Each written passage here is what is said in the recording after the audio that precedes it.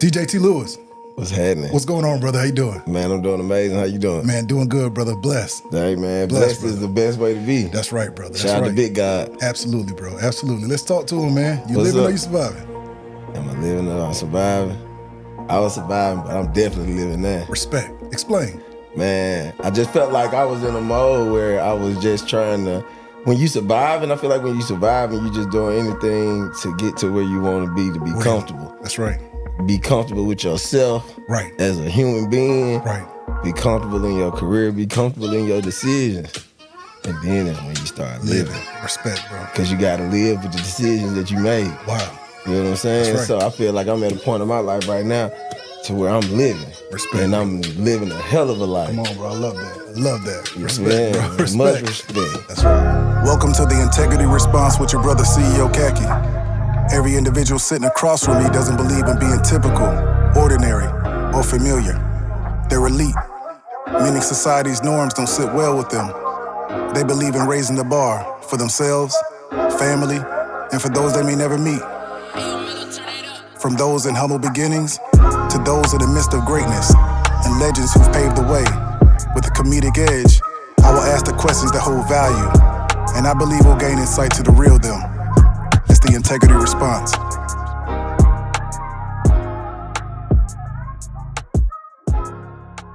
Before we get into today's interview, I want to shout out our sponsor, Grand Moscato Wines, the official wine of the Integrity Response podcast. Look, it's 16%, but we created a link, $3 off, right below. If you want to purchase your own wine, $3 off your entire order. Use code The Integrity Response. We appreciate you. Back to the interview. T. Lewis, let's talk to him, man. Before DJing, before producing, before entrepreneurship, at the age of 9, what did you want to be? An entertainer. Real. That's it. You always knew. Yeah, it was entertainment, man. I used to dance all the time growing up. Gotcha. Where did that come from? And also, I do know that you're only child. Yeah. So who did you see? You must have been watching TV. Who did you model TV, after? like Real. crazy. Real. That's real, Like bro. crazy. Real. I used to love MC Hammer. Come on, bro.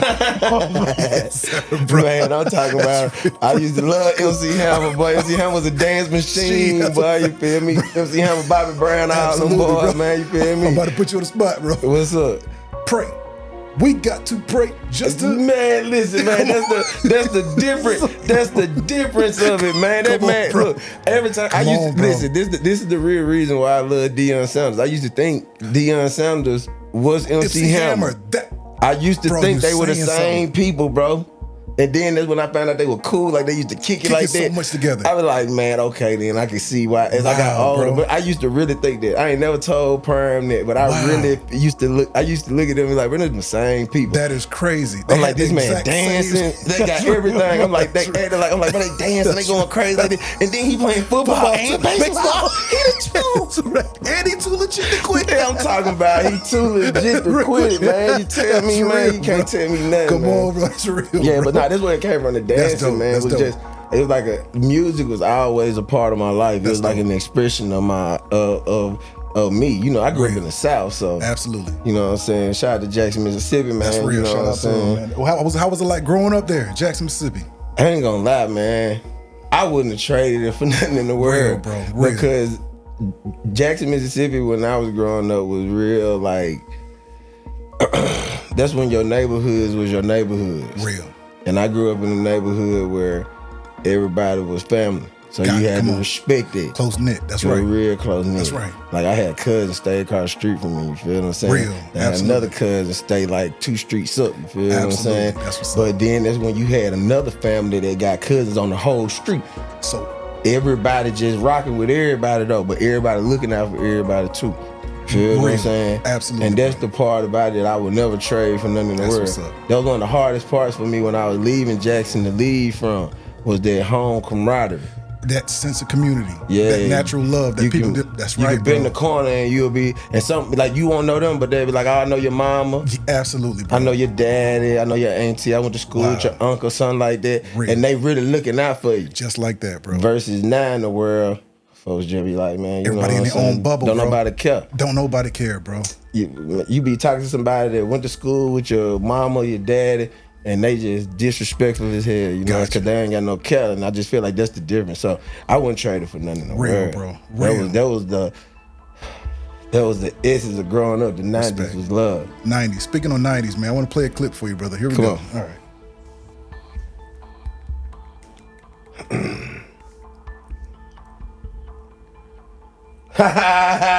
The most legendary clip ever.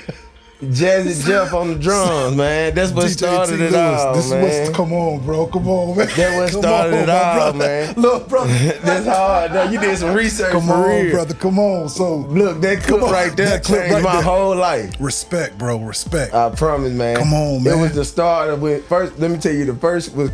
See, the drums did it. Absolutely. But when I seen him do that scratch, when Uncle Phil told him, he was like, "Listen to the oboe." Yeah, absolutely, and bro. then he told him, man. Absolutely. That changed my whole. I was like, bro. Yeah. So you knew then on.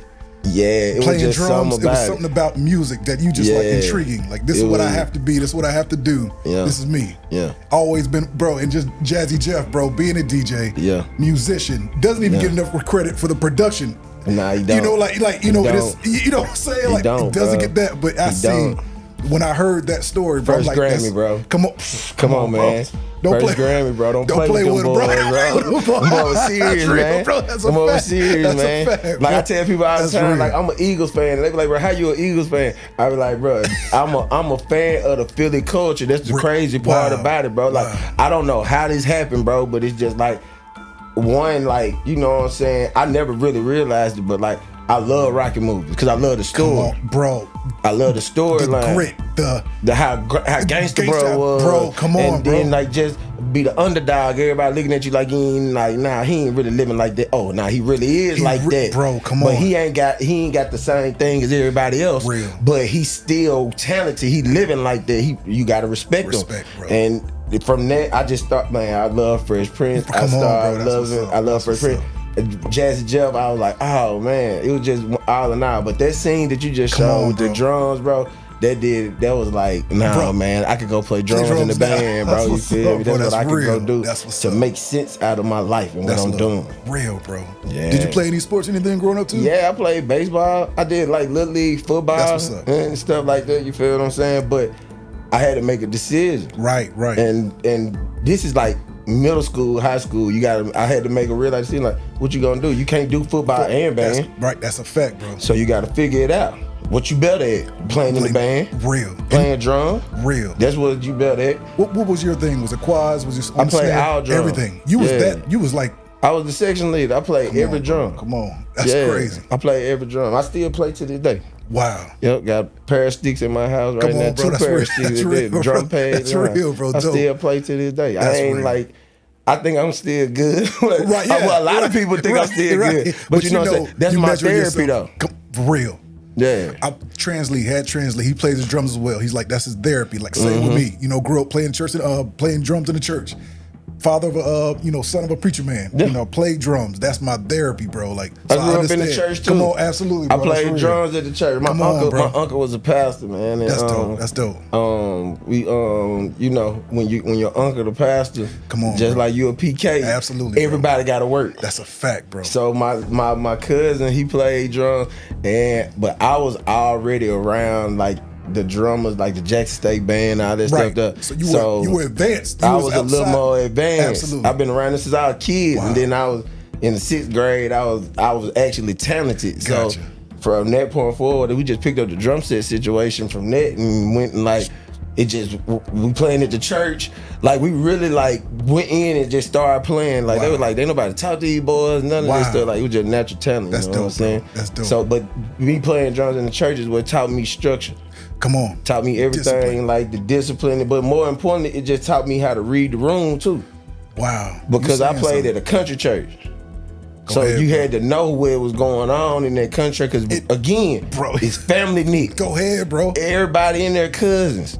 So shout out to the Shears family. I love them. I love them. They were so amazing. Look, Utica, Mississippi, man. We were really living like that, man. You feel? Absolutely. Like I just seen Mitch. He was in the choir, but man, they family was very talented, and they made a majority of the church. Gotcha. But it taught us how to read the room because at the end of the day, they had a structure already there. Right. And when my uncle came in, you know what I'm saying, we just turned it up a little bit more. You feel what I'm saying? Wow. We were going visiting churches. I'm traveling with the choir and all that stuff. That's right. And that right there just taught me, like, even it showed me showmanship too. That's right. You feel me? Absolutely. It showed me how to get along with people, like going, you know what I'm saying? Developing early. Yeah. All this walks was of life. 6th, 7th, 8th grade. Yeah. So and you are the, the heartbeat of the church. Yeah, the church. And saying that respectfully, like in a sense of when the music comes, you are the heartbeat of it. You got to keep that drum going. You have to keep it, bro, like it is. If it ain't nothing but that hi-hat, that snare, and that kick, it better be going. We don't need all the tones. We don't need all that, but we just need that. That hi-hat, that snare, and that kick. That's all we need, sir. Absolutely, bro. Yeah, that's it. Fill in the blank for your fans. In high school, I was known as a kid that through the parties. Real. Gotcha. Early on. So you already started this. Okay. Now let's go back a little further. When did you start DJing?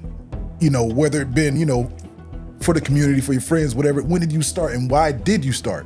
Well, I ain't started DJing until I got to college. Okay, so you throwing parties like you literally sound system, you just. Yeah, I was listen, man. Our culture's so messed up right now, bro. So what I'm about to say right now probably gonna make people be like, what the hell? But growing up, I looked up to the idols that we have. Real.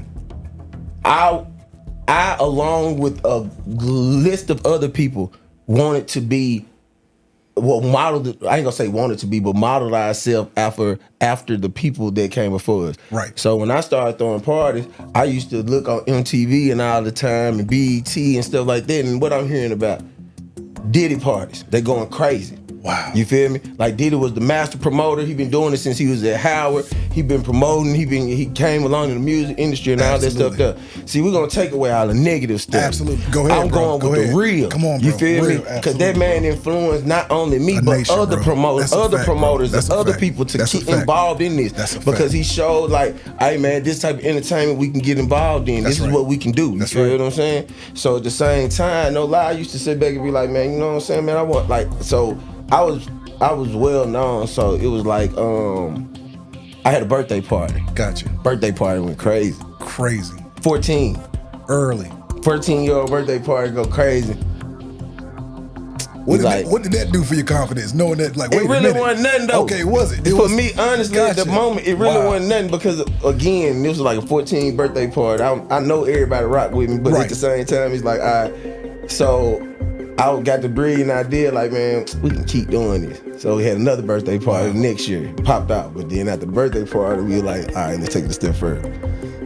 Let's try to throw another party. Gotcha. Try to throw another party. Right. And it just started building from there. By the time we got to the 16th year, it was after every home football game. Wow. We got a team party. Wow. Everybody know T. Lewis having a party. Hey, I got a building rented out. My daddy was a police officer. Wow, absolutely, that's right. So you already we got the security structure. Wow. So everybody, parents know my daddy, so they already know that, integrity will be there. Little dude ain't gonna have no wildness, you feel what I'm saying? Bro, real. And then beyond that, I had the respect of my peers. Absolutely. So even like the people that used to come and they used to get to fighting and stuff like that, they'll respectfully leave and go fight down the street. Like for real, bro. My dad, they even keep it real with him. Like, hey, don't bring that shit in here. And they'll be like, Mr. Lil Wayne ain't come for that. Be honest with you, my party had too many girls in there. Gotcha. I had that party. We was in there. We was really in there, like, you know what I'm saying, getting it popping, like partying, dancing. I got the man. It was really a life. It was a life. Real, bro. Like people had a great time. It was safe, bro. You feel what I'm saying? Like, bro, I even threw parties at the Jackson Police Academy. What do you think your dad saw in you that early on? Money.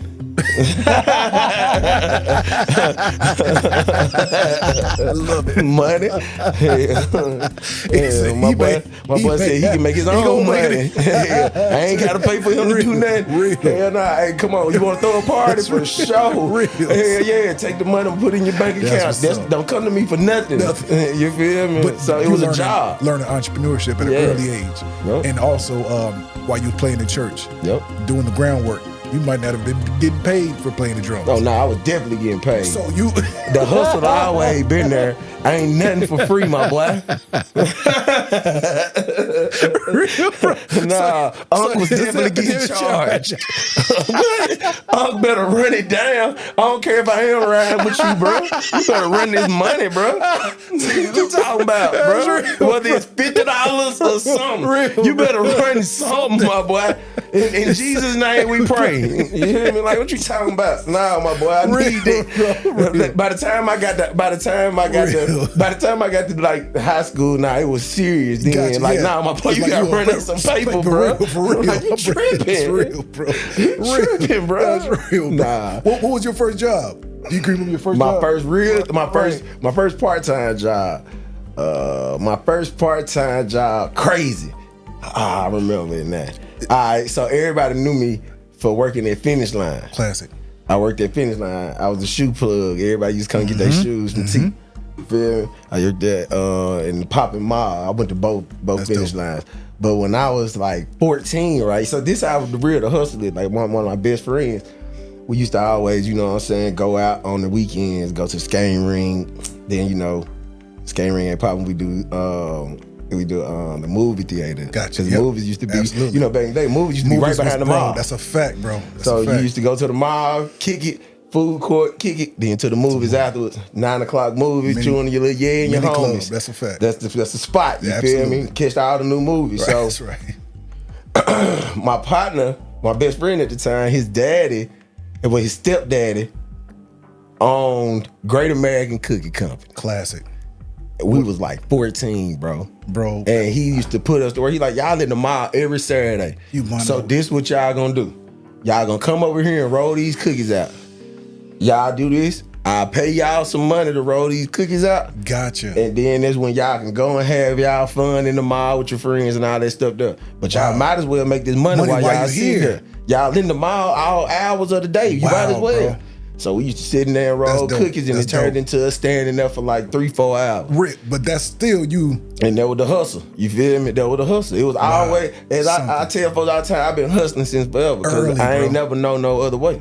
You feel me? Like my daddy was blessed, you feel me? My dad wasn't giving nothing away. Absolutely. Go ahead, He wasn't giving nothing out. He wasn't giving no passes, none of that. Nah, boy. But he set you up for success. Yeah, he taught me to hustle. I come from a family of hustlers though. My granddaddy was a hustler. My grandmama was a hustler. Like everybody just had that hustle. I'm moving ahead, but that's your granddad. You speak really highly of him. Yeah, man. That's your hero, isn't he? Yeah, that's my dog, man. Respect, bro. That was the greatest man I ever known to live, man. Respect, bro. That's my dog, man. What's some things you learned from him? This. To be honest, bro. This life, this hustle, bro. You feel what I'm saying? You know what I'm saying? Like my granddaddy, man, he was the heartbeat of the family, bro. Respect. You feel me? Respect. So coming from a single parent household, you feel me? And to be honest with you, growing up, me and my granddad were never really like that close. Gotcha. We was close, but we weren't close enough to be having no conversations like that. Absolutely. You feel me? That comes with time and wisdom. Yeah, you feel me? It was like, man, you know what I'm saying? Like, I ain't realized till I got older, like, damn, my granddad been my dog for a long time. He didn't roll with me through everything, you feel me? That's dope. And you know what I'm saying? Like, I just think about how he provided for the family, how he was always there, the type of man he was, the principles he stood on. Like, I ain't never heard nobody talk ill about my granddad. Like, my granddad was a gangster, you feel what I'm saying? Real. He really kept it real, and he was at church every Sunday. Wow. God-fearing man, you feel what I'm saying? That's where you get it from. Wake up every morning, have breakfast with the family, go out, get it popping, be home for lunch with his wife, back out popping, get home before the street light come on to have dinner. I love that. So much respect and so much structure he built, you feel me? And just seeing that, you know what I'm saying? He was a man. So just seeing that, it was like, all right, yeah, like, you know what I'm saying? Real, bro. Like he was really living like that. That's dope, man. So, that's dope. Yeah, I can't do nothing but speak with high respect for that man, because I seen something from him that made me sit back and be like, man, all right, that's the status quo right now. Like, that's how you gotta carry yourself. You come from a good tree. I feel like I do. You know? I can tell. I feel like I do. I feel like I come from a good tree. I feel like more than anything, beyond coming from a good tree, I just put myself around good energy to learn from. Right. That's right. You feel me? I tell people I come from a place where it ain't no cakewalk, bro. You ain't coming out of Jackson, Mississippi on no playtime like that. Like, we ain't got time to play. It's time to get to it. A lot of folks ain't never understand that about me when they first met me. Wow. Cause I mean, you know what I'm saying? Like, I love the city I'm from, man. But we very impoverished down there. So you know what I'm saying? When we out for something, we got to go get it. That's bro, like, you're saying something, bro. Like, when there's a lack thereof, your mindset is different. Yeah. The complete mindset is different. Just like, no, like, y'all, I often say it's a lot of entrepreneurs in Atlanta, and a lot of them aren't from here. Yep. They realize, like, in a sense of, Ugly Money Nietzsche, he said, he's like, he said in the interview, it's a dollar on the floor. Y'all don't see that dollar?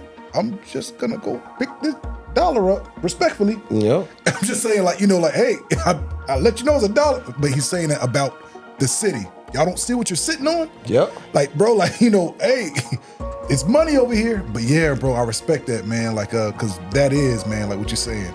With that, bro, like, do you have any kind of survivor's guilt, remorse? Yeah. Naturally, right? That is natural, bro. It's natural. I've been through it. I've been gone from Jackson like 10 years now. So I definitely went through that. I felt horrible when I first left. Just because you when I first left Jackson, bro, my whole friend group dismantled.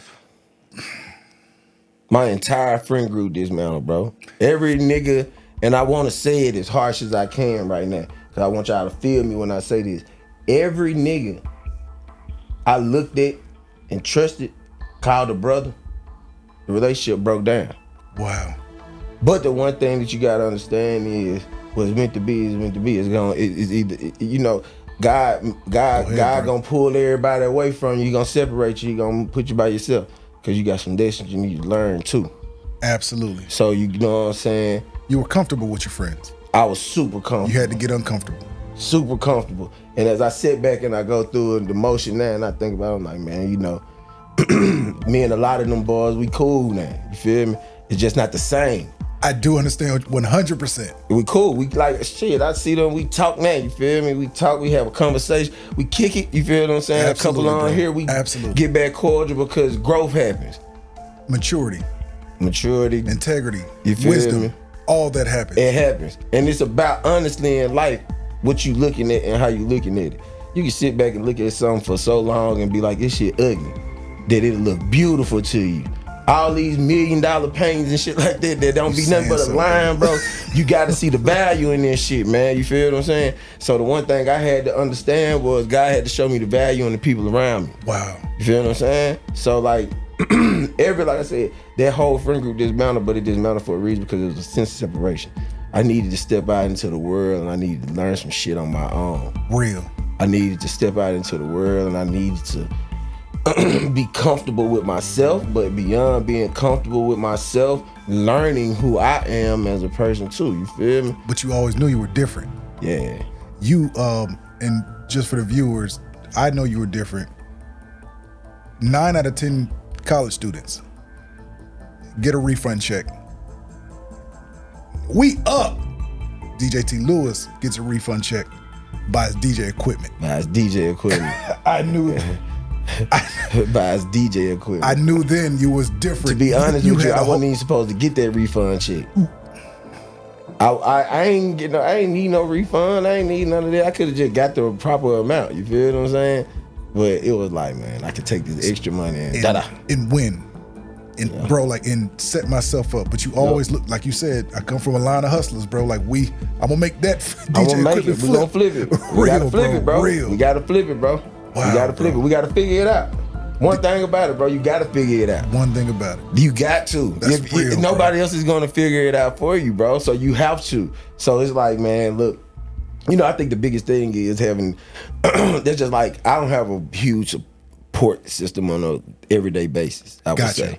You know what I'm saying? My family structure is amazing because of what I've made it to be. Real. But it's still a typical, you know what I'm saying, American family. Gotcha. I love that. It's life. You know what I'm saying? I love that. It's life. It happens. You're your dad's son when you're around. You know what I mean? Like you I ain't even that. Gotcha. You just I ain't even that. It get to a point to where I think, you know what I'm saying, in order to be your dad's son, your dad got to see you as his son. Real. I think sometimes in life, parents see you like, I feel like parents might see you just like, that's my child forever. And then that's when they might see you as, that's my child, I taught him great. He doing what he doing. He moved forward.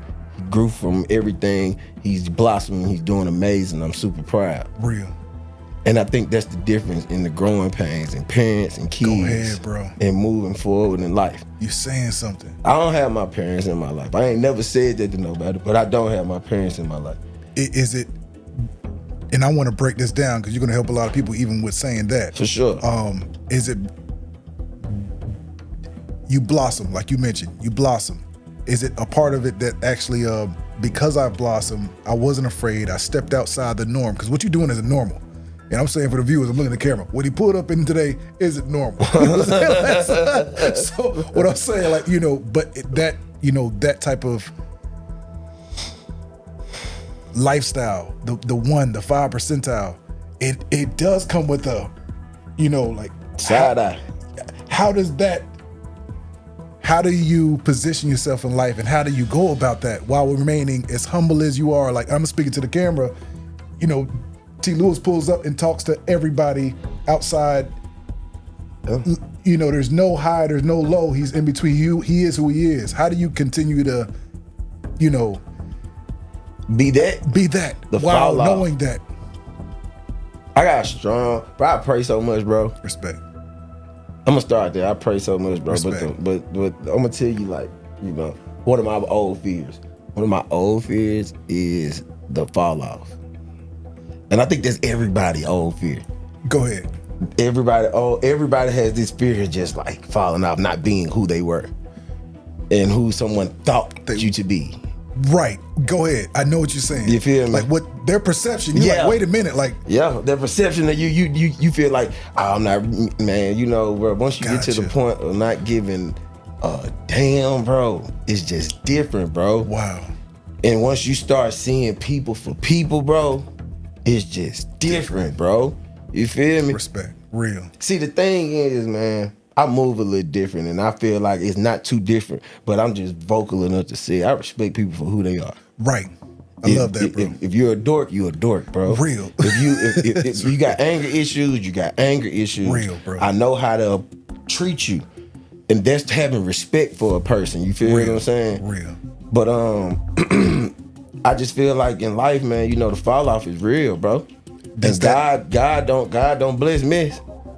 So at the end of the day, I can't sit up there and, be away to someone that I wouldn't want somebody to be. Be to you, regardless of I don't their give perception a damn about of none of who that you stuff. are. Because to be honest with you, once somebody find out who I am, then it's a different story.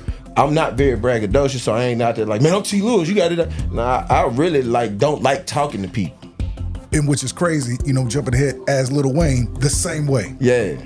He doesn't like he really, we spoke off camera how you like, this is not out of my comfort zone, but I don't push this issue, or even when it's coming to me, I don't really receive it well. Like, no, it's. I know what you're saying. It's been like that, man. I was just telling Jay. I was just telling Jay. I was like, Jay, bro. When I pulled up, he was like, man, go do a good interview. I was like. He was like, here you go, bro. Here you go, dog. Because he know me, like, I'm really on some, like, man, I ain't gonna say no humble shit, bro, but at the end of the day, man, I just want to do the work, bro, because I had to get to a point to honestly not give a fuck about a lot of shit. I hate to say it so blunt and harsh, but I got to. You have to get to that point. because you're about to help more people. What caused that? What caused that where you're like, you know... When you just understand that you can't please everybody. Wow. When I knew I couldn't please my parents, after I went and did everything I've done, and I felt like, damn, y'all still ain't happy? Like y'all still ain't happy? Or I went and did this and I felt like my friends that was I thought were my friends, they weren't cheering for me and shit like that. Like, man, you know what I'm saying? Man, this shit real, man. I tell folks all the time, man, like, you know what I'm saying? And to be black in America, man, is rough. And it ain't just on no racial shit, man. It's just black in America because we don't know how to be us.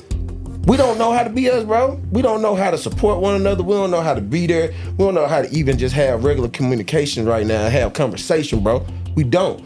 Everybody's hostile. Everybody got uptight intentions. Everybody got underlined intentions. I mean, everybody's uptight, you know what I'm saying, man? It's just a lot, bro. Wow. And I try to, I remember being in church, man. And when I was in church, the pastor used to say, God wants you to be the person, be the person that you want the rest of the world to be. And that's all I've thought about, how God can bless me by being an image of what I want. You know what I'm saying? Absolutely. The word in his light, though. You feel what I'm saying? Absolutely. So that's why I really try to practice good stuff. Bro, you do. And you know, outside of this, I tell people, like, you know what I'm saying, it's a difference, bro. Like, you can't come up to T. Lewis in show while I'm in the middle of my show and think you're gonna get this same person. No, I'm in show. I'm locked in. Bro, I'm doing the job. I'm really in character. About 30 seconds every time. I really appreciate your support. With every interview, my aim is to bring integrity and fun back to the culture, and I can't do it without you. If you're enjoying this episode, please hit the subscribe button, leave a comment, and hit the like button. It helps the algorithm. I appreciate you. Back to the interview. I'm in character, bro. So after I'm out of character, after I snap out of it, because I'm always T. Lewis, that's me. But T. Lewis, DJ T. Lewis, at that moment, you gotta understand, you gotta let him be. Bro, but absolutely. When I'm T. Lewis, bro, I'm always gonna be respectful. I'm always gonna be loving, bro, because at the end of the day, man, you might be man, listen, I done talked to some homeless people, bro, and they've instilled some of the best wisdom or instill love into me better than people that I've known. And revere. You feel, and that I'm around and stuff like that. Man, I go through so much with this, man, because I'm young in this entertainment world, bro, and don't have a soul to go to. It's crazy. I said it's big, and also because you have a soul. Yep, and I have a soul. Bro, TJ, you're one of the very few artists, DJs, entrepreneurs I've researched, and you've not failed to mention God in one interview. Yeah, nah. You're a God-fearing man. I couldn't have did this without him. And if you don't sit up there and tell the word, then he ain't gonna keep blessing you, bro. Like at the end of the day, man, I'm nowhere without Big God, man. And to be honest with you, man, just even, you know what I'm saying, even for me to get out, man, listen, man, I'm telling you, bro, everything that I'm doing, everything that I have done, I literally called it out. Wow. I remember sitting in Jackson. I used to watch MTV Cribs. Go ahead, bro.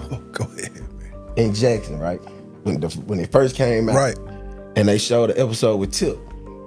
I didn't see that one. All right, so y'all gotta go look this up now so y'all can know I'm telling the truth. They showed the episode with Tip. And Tip was early. This was early in Tip game, you feel what I'm saying? Right. But they showed the episode with T.I. and T.I. showing off his cars and his career, but he showed his one car. Go ahead. It was a Grand Cherokee Jeep SRT with the Hemi in it. The first edition, it just came out. He had a refrigerator in the, like a little refrigerator in the center console. I'm talking about, it was so cold. I was like, man, that Jeep so hard, bro. I was like, I gotta get me one of them. Come on, bro. I gotta get me one of them when I get to Atlanta, boy, I gotta get me one of them. That's the truck I got to get. Wow. This all the way back in like 2006, 7, 8, gotcha. Type 10, like type shit. You feel what I'm saying? Absolutely. So I'm like, bro, I gotta get me one of them. So I say, man, I always had these dreams like, man, I'm gonna move to Atlanta, bro. I'm gonna go get me a condo in Buckhead, bro. Then I'm gonna buy me a house. I'm gonna buy me a townhouse. You feel what I'm saying? Like I want me a cold 3-story townhouse. Come on, bro. I can park. I can have my studio and all that. That's Bro, right. I got everything I asked for. Come on, bro. And I couldn't have got it. I wouldn't have gotten it without the blessing from God. And he would guide me, bro. Because I done been in some dark days, bro. Bro. You feel me? I done been in some dark days, We bro. all have, bro. Absolutely. And I ain't scared to tell nobody about it, bro. I done been through some dark days. I remember one time I had this conversation with my sister Nikki, bro, and this is my best friend's sister, but that's my brother, so that's my sister as well. So I had this conversation with her, and I was so hurt, man, because I was out here just working so hard, bro, and I was working hard, and I feel like I had nobody cheering me on. Like I had nobody rooting for me. All I'm doing is just going to work. I'm working but I'm just working, bro. Like I don't have nobody celebrating me, bro. And I called, and she was like, bro, I want you to talk to somebody. I was like, all right, cool. So she put me on the phone with this guy that was like her pastor at the time. And bro spoke so much life over me, bro. But he said some stuff to me that put me in the place that I am now. He was like, bro, you gonna lose a car. You gonna fall on hard times. It's life, it happens. He was like, but God want me to let you know right now that he ain't finished and you gonna be everything that you want to be. Wow. But you just gotta go through them times because you gotta understand the journey. He told me that, man. At that point in time, I had to make that phone call because I was at a point of like real life. I was ready to check out, bro. I ain't even gonna lie. I was really ready to check out, man. I ain't even gonna lie, bro. I hadn't talked to my parents in years. You feel what I'm saying? Like I'm out here in the world in this new place with really nobody I feel like I can rely on. Chasing your dream. And I'm just chasing my dream, and I'm just getting taken advantage of, doing the party, not getting promoted, not getting paid the money that I feel like I deserve, but I'm doing it all to get it, you know what I'm saying, to get it done, bro. You feel me?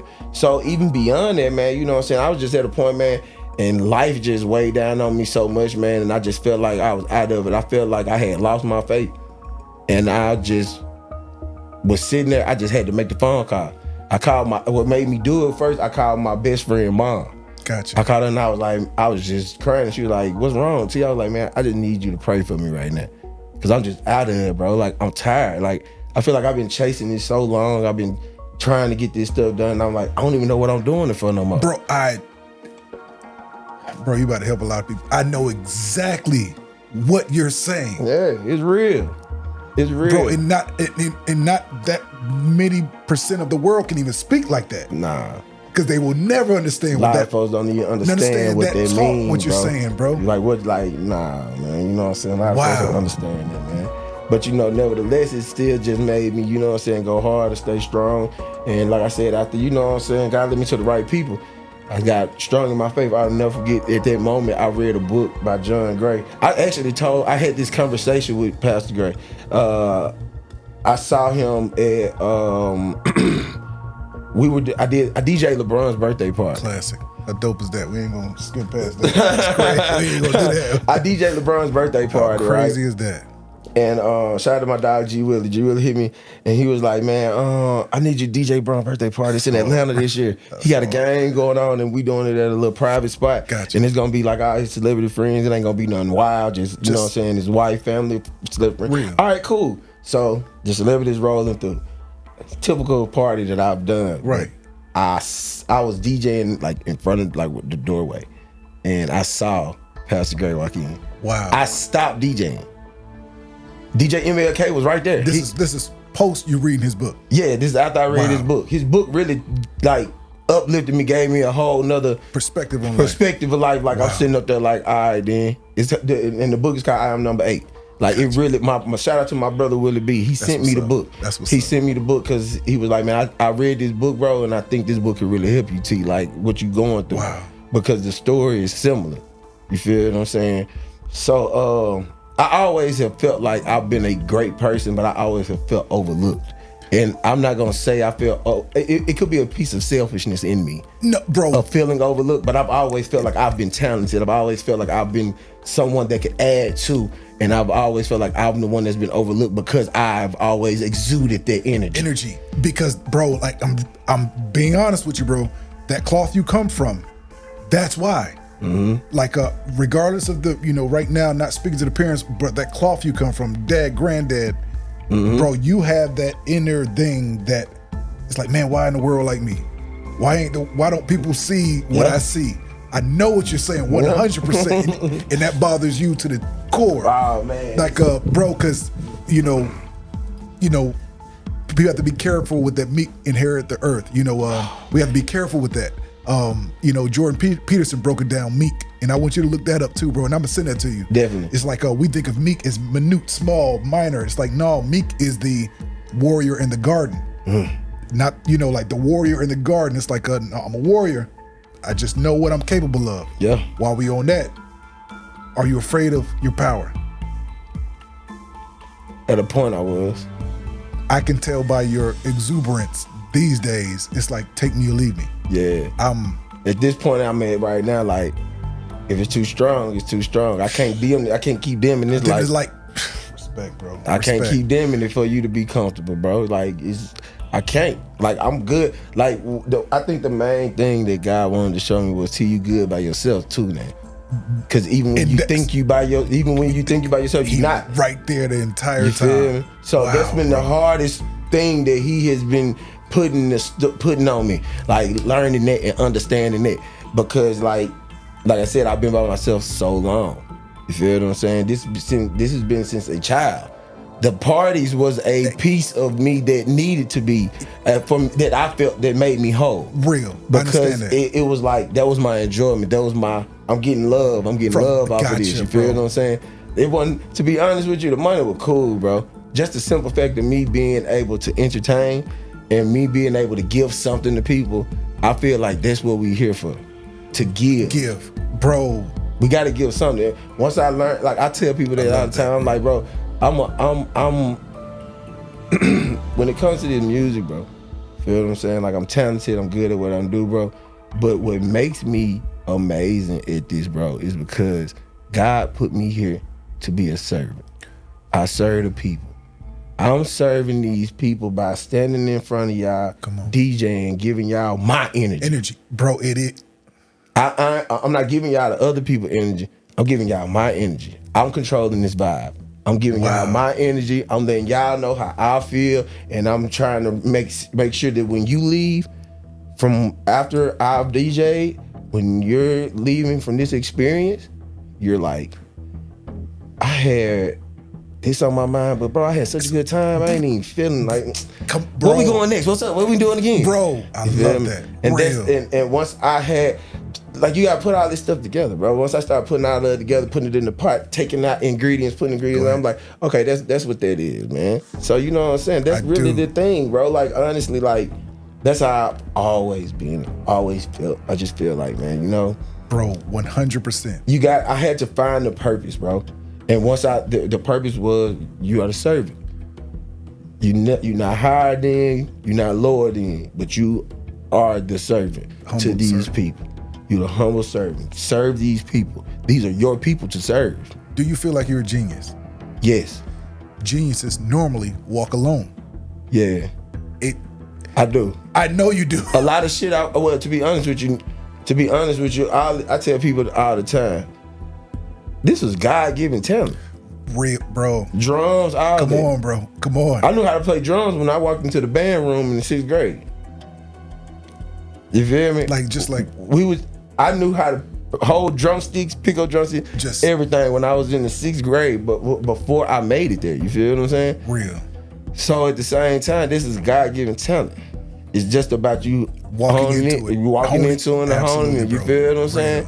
Like, even with me DJing, I sat and studied this, bro. And it was like, bro, you know what? I can DJ, bro. And somebody was like, bro, you can't DJ. Stop playing. I jumped on and started DJing because it was mental. It's mental with me. Wow. So then that's when I started paying attention to people, gaining mentors. And my mentors was hard on me. I'm not going to lie. They were rough. Like my big dogs, like DJ Scrap Dirty, I used to sit around them before I was DJing. Gotcha. This was before I was DJing, watching them carrying crates, all this stuff. I'm a little kid. You a servant though. Yeah. Like you said, but bro. I was being a servant. I had to work my one. Like I'm like, bro, even when you sitting up there and you teaching, you still the servant, bro. Go ahead, bro. You feel me? Go So ahead. at the same time, I'm just sitting back like, all right, yeah, bro, this all right, cool. So then this one, like my big dog DJ Finesse, he used to let me come to his studio and he'll help me out on certain shit.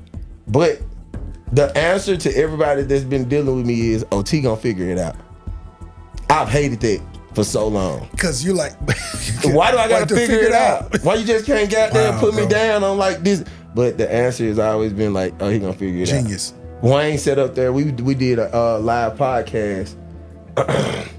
We did a live podcast for Super Bowl last year, and Tune had we did the Apple Music, the Young Money Apple Music, and Tune did. He had Deion Sanders as the guest. Classic. And while he was waiting, I had mixed in like "Must Be the Money" with the motto. And he was jamming to it, and he came over and he was like, I got some. He's like, one of my favorite songs, that Duffel Bag Boy. Classic. He was like, I bet you can't mix that Must Be the Money with that Duffel Bag Boy. Not like this. So I said, all right. So he go to Wayne, he like, I just gave your DJ a challenge. See if he can do da-da-da-da. Oh, T. Lewis gonna figure it out now.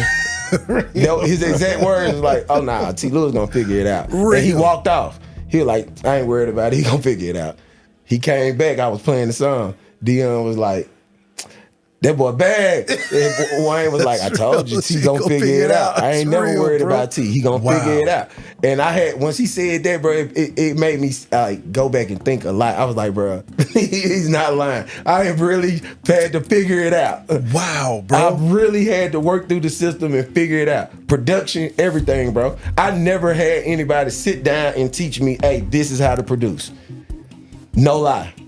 I was asking people, bro, and it was like nobody was willing to just sit down and just teach me, bro. Because do you feel like I said, genius, they're looking at you like, you can't be a student, you're a leader. You're a master at, you know. Yeah. It's because, it's like, no, humbly, I'm requesting you to. I'm so serious, bro. I used to be begging folks like, bro, like help me, bro. Like literally, I really want to do this. I remember my engineer back in Mississippi, Carl Drum. E, what's up, my brother? I love you.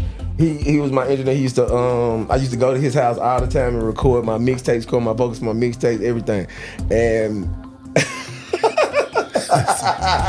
I'm thinking about it now because I asked him one time. I was like, bro, you know I'm trying to produce, bro. Like, come to the house. Like, he came to the house and put the hardest program ever on my computer and just left.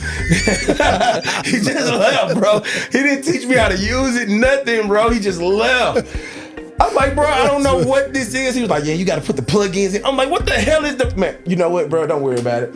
And I'll never forget, I was finna drop out of school. Gotcha. I was about to, this is college. Yeah, this is college. Gotcha. Okay. This is going on in college. And actually, I did. I dropped out of school for another reason, though. I dropped out a semester, man, because the teacher did some bullshit. You know, everybody had these stories, but gotcha. I got witnesses. That lady sat up there and told me I wasn't gonna be shit in life. Cause she was upset because I missed class so much. Wow. But my dean knew why I was missing class. At this time, you was on the road too. I was on the road. Absolutely. I was running behind Drake at this time. Yeah, I was running behind Drake. I was going to do shows on the weekend. Wow. Going back and forth. I was in Jackson, going back and forth to Dallas, going anywhere Drake is in the South. You feel what I'm saying? Like I'm popping out somewhere. Wow. Trying to go DJ. So you know what I'm saying? She said that it just disappointed me, but nevertheless. We pushed the button forward by the dropout happened, and my cousin was like, man, I'm finna get you in the Full Sail. He talked to people at Full Sail. They was like, man, we'd love to have him. He's already DJing with this person. It would love to have him. Right. We'll give him a full scholarship. Wow, like we would love. Wow. So we called mentor Tez. Go ahead. And Tez counseled all that. Tez was like, hell nah. You can learn all that on the road for free. Wow. But you gotta finish school though. He was like, I ain't gonna let you get on the road if you don't finish school. What was your major?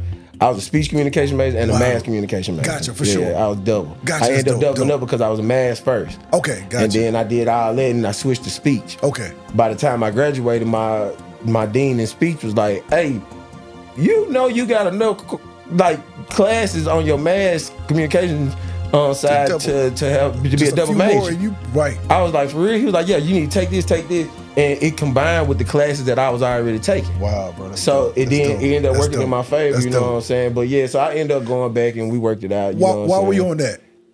T. Lewis, from your family, from your cloth, you know, are you one of few that actually graduated? Yeah. I spoke to you earlier about, you know, survivor's remorse, survivor's guilt. Yeah. Like, we ain't going into detail about that. I tried to stay away from it. I know, bro, but you're gonna help a lot of people, bro. Like, you know, because it's like I was the first grandchild to graduate. Wow, bro. Wow. And graduate college. And not only did you do that, but you went on to do certain things in life that just isn't normal. Yeah. Bro, like you know, bro, you saying something, bro, that's gonna stick with me forever. It's like, you know, what good are the accolades if no one, the right people aren't rooting them on? That shit is real, bro. Yeah. And I know a lot of people deal with that, but will not speak on that. Man, that is some real, bro. That is real, bro. I've lived a life, man. I'm blessed, bro. I lived a life, man. And, there's a lot of stuff I done did, bro. And I sit back and like I haven't celebrated any of it.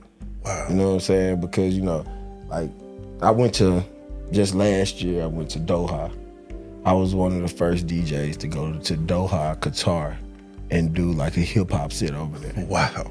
And I actually went twice. I went once in the end of August, and I went for New Year's Eve out there. They brought me back for New Year's Eve inside the hotel and made it a big deal, and it was amazing, bro. But I came back and went right back to work. It wasn't no celebration. It wasn't no partners. Like, bro, we finna take you out to eat, bro. This shit's crazy, my nigga. Like, I didn't want awards, bro. I didn't want DJ of the year, bro. Wow. And it's like, it's all overlooked. Because it's expected.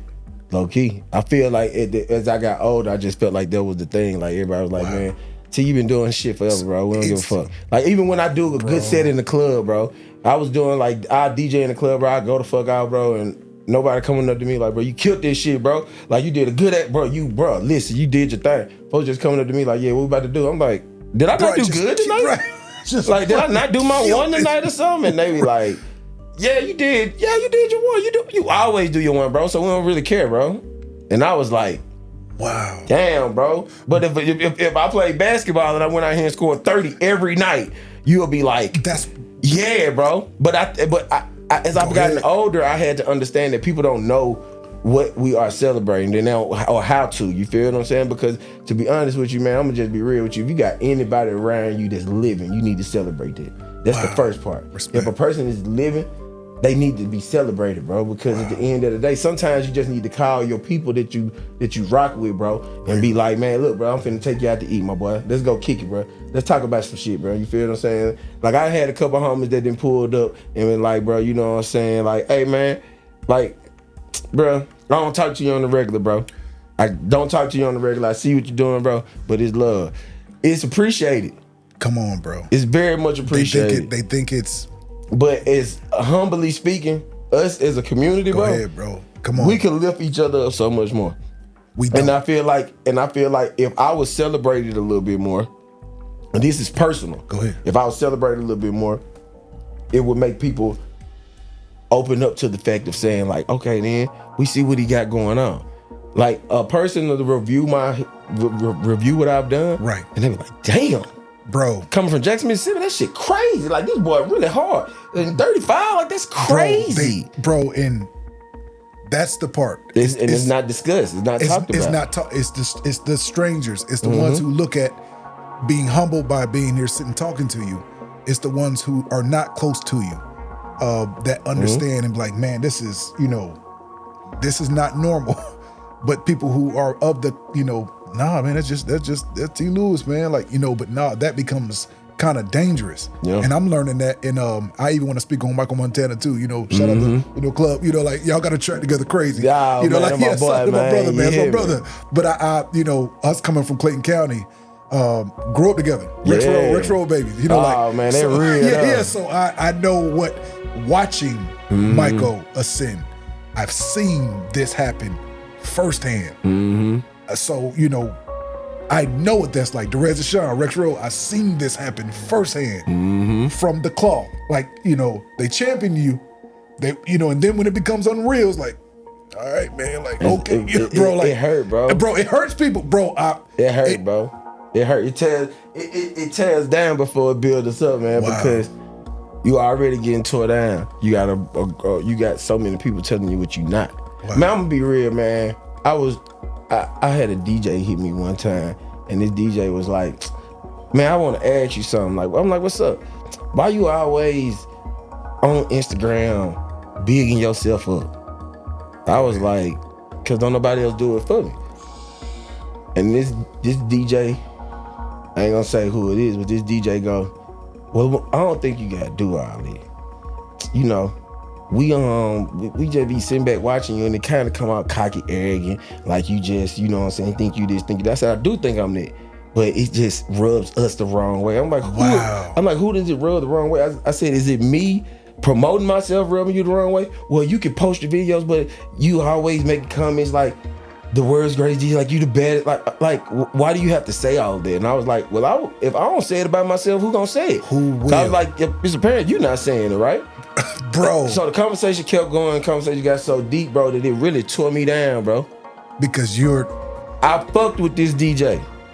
At least I thought I did. And I really rocked with them. But I'm like, this what y'all be talking about when I ain't around. Y'all really out here like on some hating shit. People do hating shit and don't realize it's hating. And they don't. Bro, like, go ahead. You saying something, bro. You saying something.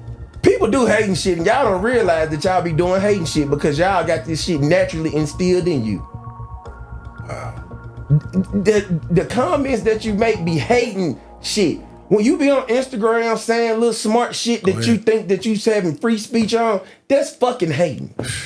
Because you don't have to say that. Go ahead, bro. Your input ain't needed all the time. Wow. Especially your negative input. If you ain't adding water to it, all you doing is killing it. Wow. So why are you sitting up there thinking that your input is needed so much to say, well, you know what I'm saying, I think you do it, you ain't helping add to it. So what you think, you know what I'm saying? You are, bro, you putting that.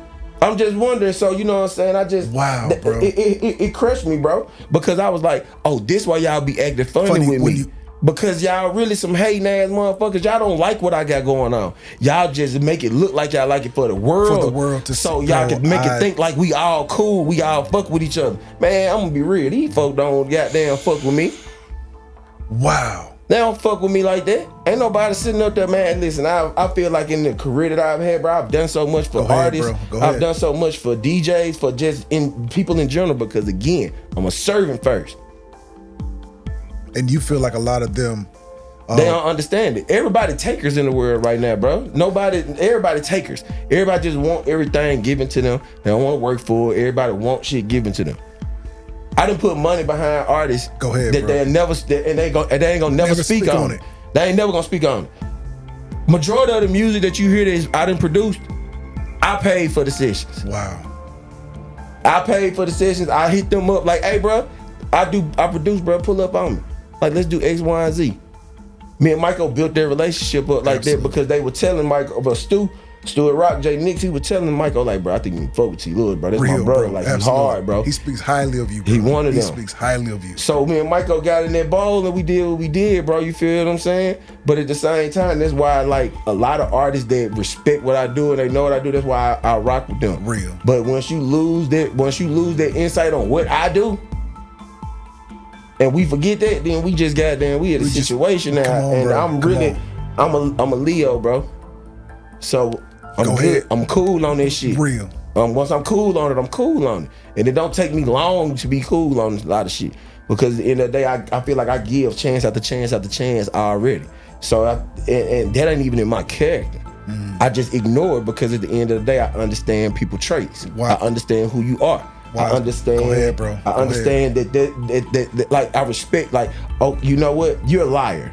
I respect that you're a liar. Let me see if I can kick it with you as you being a liar, and I understand that, bro. You might be saying some lying ass shit. I got to take it as that. Gotcha. That's respect. You can't sit up there and be like, oh, no, I don't fuck with that nigga. You judging then. Real. You just have to, bro, like accept people as they are. You gotta accept people as they are. As they are. I can't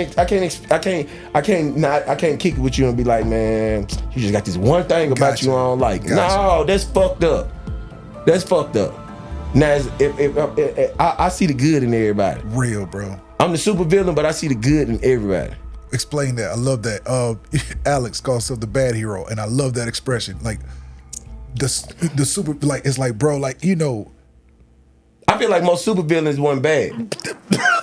Hey, bro, shout out, bro. KG tomorrow, my brother.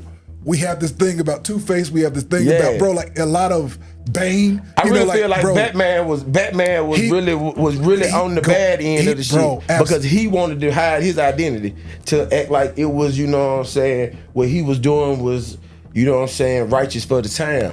But at the same time, we understood why you hid your identity, but we're not gonna act like the scheme from the Joker and what Bane wanted. Well, Bane wanted to end the world. But when it goes deep down into it, you're like, okay, I kind of see both sides. Yeah, I see both sides of like, shit. Real, bro. Wow. Because the Joker came in with a plan look, I'm trying to give y'all financial freedom around this motherfucker. I'm trying to really give y'all the understanding like, hey, look, my boy, you can really live like this.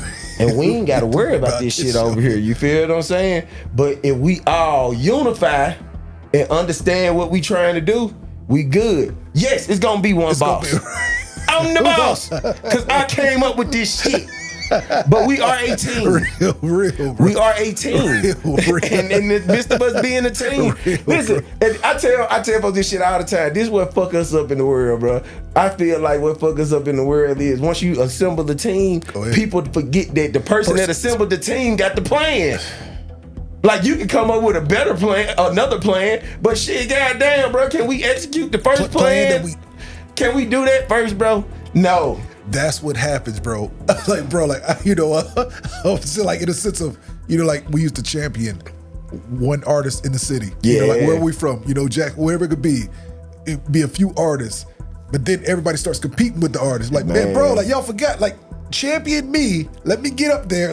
Bro, like, but now everybody doesn't understand their role.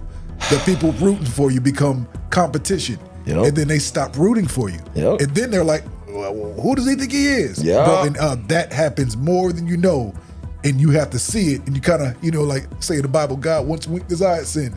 You kind of see it, and you're like, okay, I see what you're doing. I see what you're doing.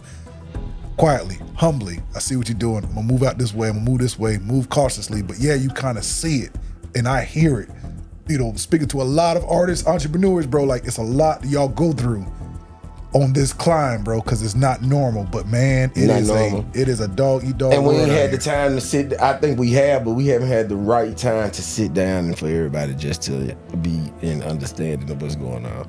I think even like, you know, in the state of the music industry right now and what we going through as a community, we need to open our eyes and see the real shit that's going on. What do you think the game is missing?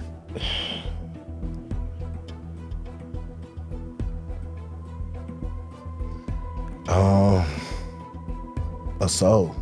Wow. That's the first thing. It's a lot of soulless people out there, man. Wow. They just, you know, ain't standing true to a lot of shit, man. And then, see, that's the thing. If it was more people that stood true to something, then it'd be a little bit more different. The culture would be different. You feel what I'm saying? But you got motherfuckers that don't stand for nothing, then they finally try to stand for something later on. I think if we went into this situation a little bit further, like from the beginning, standing on certain things, we would be understanding. But you know what I'm saying? The ball hadn't been in our court. Gotcha. But I feel like even in the sense of the ball has came into our court because one thing about this music industry, it has blessed a lot of people in this industry. That's right. But the flip in return, that's the part right there that got me.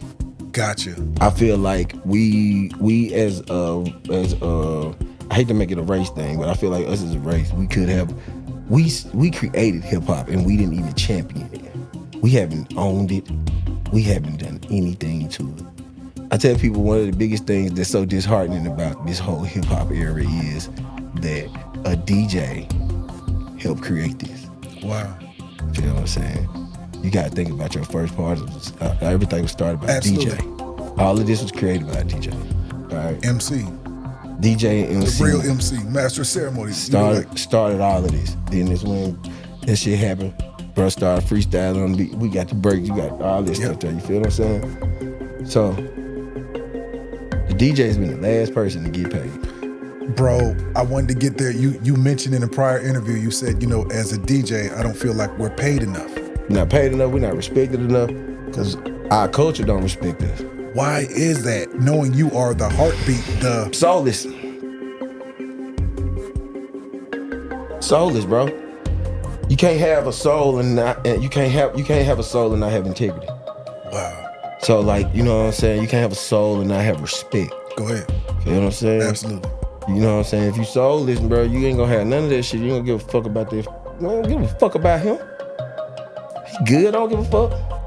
Does certain DJs who, fight for pennies make it hard for DJs who are established and have, how does that? They don't know no better. They're just trying to eat, bro. They don't know no better, bro. They don't know no. A lot of these niggas don't know. A lot of them don't know there is money out there. A lot of them don't know that. Hey, if we start saying this, see, this is the thing about it. We don't have any unity in this shit. Go ahead, bro. And I tell people this all the time. I used to say this a while ago. I'd be like, bro, you know why? I was like, bro, you know why people wanted to be doctors and lawyers? Because they heard how much money they was making. Go ahead. And then that's when they fell in love with the fact that I want to save a life. I want to keep somebody out of. I got a true passion on protecting people. I got a true passion on. Right.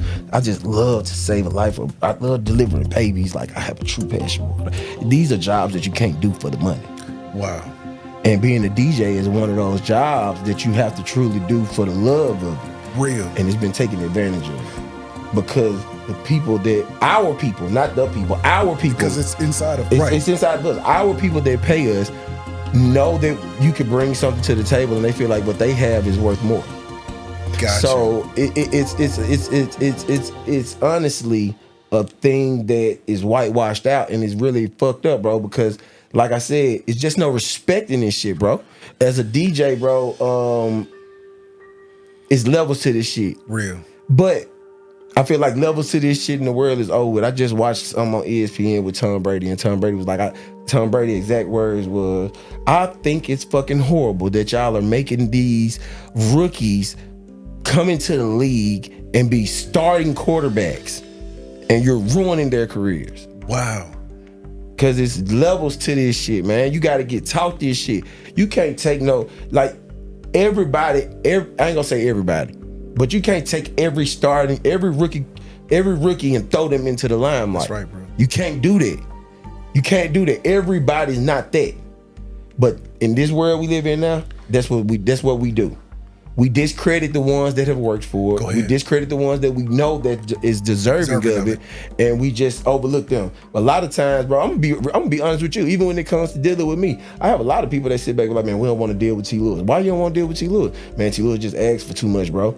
I don't ask for too much. I'm deserving of too much. Wow. I've been doing this 15 years. I've done many major parties. You know what I bring to your atmosphere, and you know my resume. You know my resume. I done traveled the world. I know all walks of life. And I'm not the best to sit back and say, oh, I know this culture, that culture. No, but I research. I had one promoter call me one time about a party, and I said, man, bro, I really do this research for these parties, bro. Wow. So I was like, bro, y'all don't play with me about this party, bro. And these people not coming. Feel what I'm saying? Real. Because I'm researching songs. I'm trying to find out what their favorite song is. Bro. What's one of their favorite songs that they like performing. That's right. So I can get it out of them. You feel what I'm saying? This is the preparation for a night, bro. Like you say earlier, I go into character mode when it's time. It's time. This is who I am. I don't play with this. But I did all that for a couple $100. That's where it started to get fucked up here. Gotcha. Because the passion is there. But now... economy's changing. Real, bro. Life is changing. That's a fact, bro. You feel what I'm saying? Everything is going up but the wage. Everything is going up but the wage. Matter of fact, the wage is going down. Real, absolutely. And everything else is going up. That's real. How you gonna do that? But like I said, we as DJs, we don't know because we can't even sit back as DJs and have that conversation. Hey, bro, how much you making, bro? Or how much you charging these folks? Because it's so much competition. You'll go back, man. I heard bro doing it for this much. I do it for this. There's no integrity in being us. Wow. We have to have some type of principle to stand on other than street principles. I feel like that's what we have to establish again. Only thing we honoring is street code. We ain't honoring nothing else. The business. We ain't honoring nothing else. We just honoring street code. We worried about if he a rat. We worried about if he snitching. Wow. We worried about if he did this and did that. But the shit that really matters, we ain't even worried about that. Wow. That boy good at what he do. Let me pay him his worth. Let me get him his worth, bro. Let me help. You know what? If I pay him his worth, he might can bring more to the table for me. Thank you. Bro, you're saying something. A lot of people don't even see it that way. You don't even understand, bro. You don't like, bro. If in business, bro, sometimes you want to make some of these people your partners. Absolutely. You feel what I'm saying? That they add to what you got going on. Right, bro. Now I can do that. But the failure is us being us. Go ahead. We feel like everybody can do it. He don't want to do it, man. I find somebody else to do it. I find somebody else to do it for half the price. Oh man, he'll do it, man. You know what I'm saying? He'll get the job done. But then when the job get done and you not pleased with it, like, man, I could have used you, bro. I know, bro. But at the end of the day, what you want me to do? Go ahead. I just had a gig offer, bro, and dude didn't take the gig off for $500. Because of a $500 increase. You jeopardized having a party with me there for $500. Now, that might seem minute. Or that might seem big. Depending on who. Depending on who looks at it. Bro, you can look at the glass half full or half empty. Absolutely. But at the end of the day, $500 cost you a chance to sit back and say, well, I had bro booked. And we had the opportunity to build and have this event and do it X, Y, and Z. Bro, I tell people all the time, bro, the money that people are getting now is less than the money that I was getting 10 to 15 years ago. Wow. That's how watered down. That's how watered down it is. And it's us. It's not them. Because guess what? I could go do one of these corporate gigs and they're going to pay top dollar. Bro, budget. They have it. They respect who you are. They respect you are. They respect your craft. They respect what you got going on. Man, to be honest with you, man, and this is the only platform I've ever said this on, I stopped DJing for the past 2 years, bro, because of my anxiety was so bad. I didn't. Wow. Nobody really know that because I've still been doing clubs and parties, but I stopped DJing in the club consistently every weekend because I was so stressed and overwhelmed, bro, with the fact of feeling like I'm coming into this environment trying to please everybody. Go ahead, and bro. I'm not getting paid what you're worth. What I feel like I'm worth. I'm not getting paid. I'm begging. Bro, I'm begging for stuff that I feel like I deserve, and I'm doing this on a consistent night. Y'all want me here every night. I'm doing it on a consistent night, but then there's when it's like I'm not worth it. So at what point do you become worth it? And that's where you have to make the decision. Where you stand on your own integrity.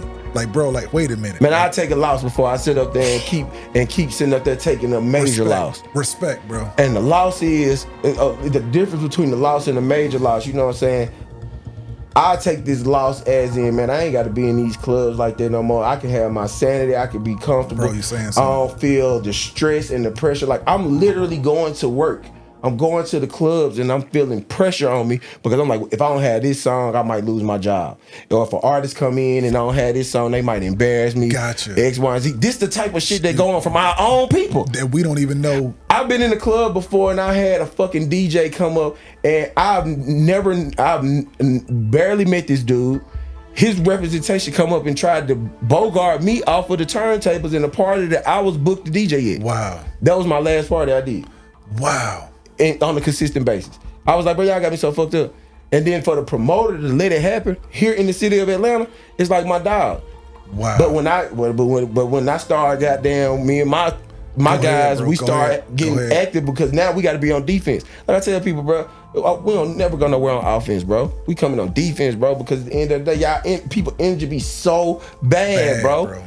I'm up there DJing, your man come up there and goddamn make an issue. Like, man, this is my man's party, man, and he want his DJ. Hey, cool, tell the promoter to come let me know that. Nah, I'm letting you know that. I don't even know you. Who are you? Who are you? You didn't even book me. Wow. I said, I can't do that, bro. Whole issue. Now, this grown man is standing over me yelling, talking crazy. Wow. So now when we get on defense, oh man, T. Lewis, oh man, bro, you just sit here and talk to me, and you don't even know me. I don't even know this dude's name. Wow. To this day, you feel what I'm saying? But this is the type of shit that go on. But you wanted me to. I was finna jeopardize it all because of for some shit that I'm doing to make somebody else happy, and I ain't even happy. Bro, like I ain't pleased. I ain't happy. A favor in a sense. Damn near a favor. And that's the whole sense of this whole shit, bro. Like, that's why I'm like, man, you know what I'm saying? We got to get to a point in life where we start respecting our people, bro. We got to understand the people, bro. When do we get to the point to be like, bro, our people are past this versus looking at somebody's popularity. Go ahead. Or looking at their fame or their clout. Go ahead. Like, bro, when we going to look past it?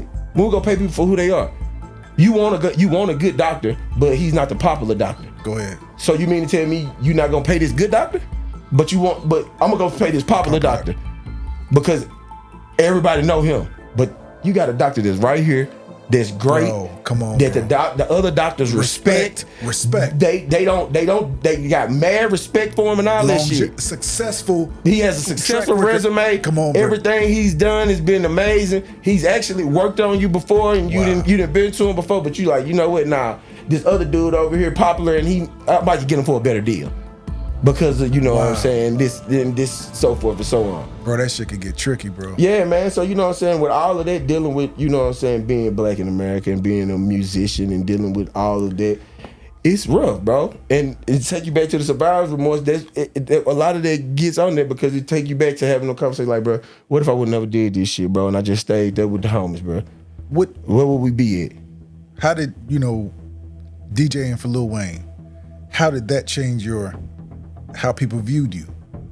I know you got all ends of everything. I don't know how it changed, bro, because I was always viewed in that light. So when I got with Wayne, I don't know how it changed, honestly. Gotcha. And then I've been so consumed into doing this with Wayne and being on the road and honestly making it my career that I don't even pay attention to it because I don't know. I can't answer that. I do know. I see what you're saying. Yeah, I can't answer that. I know people's, you know what I'm saying, feelings or perception or, you know what I'm saying, level of respect probably changed. And it was like, oh man, he's this now. You feel what I'm saying? But I that's respectful. But I've always been a standoffish guy and the guy, you know what I'm saying, be cool. I move around with my guys, you feel what I'm saying? And it ain't even no disrespectful stuff. I just don't like having too many conversations. Gotcha. You know what I'm saying? Like, I'm a very type of person with who I'm comfortable with. Real. But I just like, you know what I'm saying? I feel like like I said, I'm a servant. Right. So at the end of the day, me being a servant, I would try to serve everybody and I can't do it because it's just gonna deplete me. Bro, like, I try to give everybody this energy. Go ahead, bro. Like, but that's why I'm a great DJ. That's why I try to reserve. That's why I be like, I can't talk to everybody. I can't do all this. Like, people take it like, man, they nigga Khacki eat all this. No, bro. I be really burnt. I be tired. I be in my own world. I'm like, honestly, to be for real, if I was out somewhere right now, like even when I go out, I listen to the music, I have a good time, but I'm really thinking about like, I could do this, I could do that, I could make this beat. Oh, that beat hard. That sound effect hard. This is hard. I'm always, it's growth. Bro, you always trying to elevate. Always, bro. Right now, you've been talking to me right now. You're thinking about everything you got going on tonight, tomorrow morning. That's what I was just texting about. I had a studio session with Dro and he just hit me like, we got to reschedule for Monday. All right, cool. I had to hit my engineer, hit the studio, like da-da-da-da. Like, all right, what can I reschedule for tonight then? Who can I put in that slot? It's just all that, bro. Honestly, it's just, you know what I'm saying? It's like, man, it's 24 hours, bro. It's life. It's a lifestyle. And I think I've done amazing mastering it and keeping it in a row to where it's like respectful and where I haven't done anything to tamper my name, discredit myself, or, you know what I'm saying, just make anybody be like, nah. If anybody speak on T. Lewis and they got anything ill to say, it was supposed to be. It was supposed to be, bro. Like on this ladder, bro. Like it's more that will come at you. Shit can get gangster, like, bro. Real, bro. Real. You feel me? So that mean if you caught that bad energy, you were supposed to catch that bad energy but I ain't trying to get that off. Real, I'm a loving person. That's right. After every conversation I speak to somebody, I be like, love. That's real. It ain't for me just to be saying it. Nah, I'm really like, man, I hope somebody spread some love your way today, man. You feel what I'm saying? Because I know it's so easy for you to be hated today. Wow. It's so easy. It's so easy. So just a simple, man, have a good day, man. It's love, brother. Oh, man, I don't know how you receive it, but I'm telling the person that that's what it is. It's just really giving it off. Because, man, bro, like I tell people, bro, you don't know. Some people ain't been told. Some people haven't been said, I love you to end forever. Ever. You feel what I'm saying? That's real, bro. I'm one of them people. You know what I'm saying? Me and my granddad passed, so me and my grandma, we talk all the time. Gotcha. And I had to start telling her, like, listen, you know what I'm saying? I know you've been hard our whole life. But I was like, bro, I got a lot of love for you, and I need to make sure that you know that. So every time we talk, she makes sure that she tell me that now. And she was like, T, you ain't really heard that either, yourself. I was like, nah. I ain't never really heard that. You just saw it through demonstration. It was more of that. Well, you know what I'm saying? I think the demonstration is more so, it was love, but it was also, I'm gonna say it was love, but it was also out of it's, I think care is different, bro. Go ahead. Because care and like love is a natural feeling, bro. Real. You gotta have hate in your heart to not love. That's you feel what I'm saying? That's a fact, bro. That mean, and I feel like even if you got hate in your heart, you still love that person. Real. Hate turns into love. Parents get divorced all the time, and that hate they have for each other draws them still close enough that they still got love for one another. Real. You feel what I'm saying? Absolutely. Like I tell people, hate is a 360 turnaround to love. Real. That's all it is. Folks, I always start, man, I hate that. Hate him, it's love. Like they say, like I hate you strongly. That means I love you. Yeah, that's all it is. Real, you feel bro. what I'm saying? Yeah, so that's real. You know what I'm saying? With that being said, you know, still a lot of people have been shown care because we've had our caretakers around. Right. So I don't feel like I was shown love. I was shown that someone cares for me. Okay. And I think I've always put care at a higher standard than love. Gotcha. Because this is care. Hey, your dinner's ready. Go ahead. Hey, you got to go to a football game today or something like that? Or, hey, you need some shoes for school? Or, hey, how you doing today? This person cares. Gotcha. They care enough to even ask. I see what you're saying. So the care has always been there. The care always has been there. But we all, not just my family, go ahead, every family has always tried to figure out that love standpoint. Gotcha. Because at the same time, you know, people have love for one another. Right. But once you see everybody's family has had their breakdown. Absolutely. Where everybody rock together, then is when we hit a little middle point and everybody's into it. And that's a fact. But the care was always there. Because your grandmama gonna tell you how such and such doing. Because she cared and she know that your ass cared. That's right. That's right. I don't care how mad you are. I don't care. But I'm gonna just tell you. Right. My grandmama just like it. She no matter how dysfunctional the family is, your auntie got this going on and your uncle got this going on. I'm like, that's what's up. I ain't got a beef or grudge with nobody. Real. But everybody move how they move. And you can't control it. You can't control it. Bro, one of the things I'm learning, I'm 39, about to be 40 in December. Mm-hmm. One of the things I'm learning is this peace I have within is stop trying to control everything. Once I learned that, bro, I just like. That's a hard thing to learn, though. Bro, and let me tell you how I learned it. Through a house fire. Once I realized nothing, Mother Nature can take you out of here. Once I realized like you can't control nothing, man, you just walk real light. But I just know you as a humble servant, like myself, bro, like we serve, like even interviewing is serving. Mm-hmm. You know what I mean? Like and you know, like I think, you know, like perfect example, like a DJ rocks the crowd, you know, in 50, 100,000, heard of the stories of Coachella, heard of the stories of, you know, rocking these major crowds. Mm-hmm. It's like they go home with that feeling, you know, and it's like you're like, man, like, you know, but the blogs don't pick up the DJ.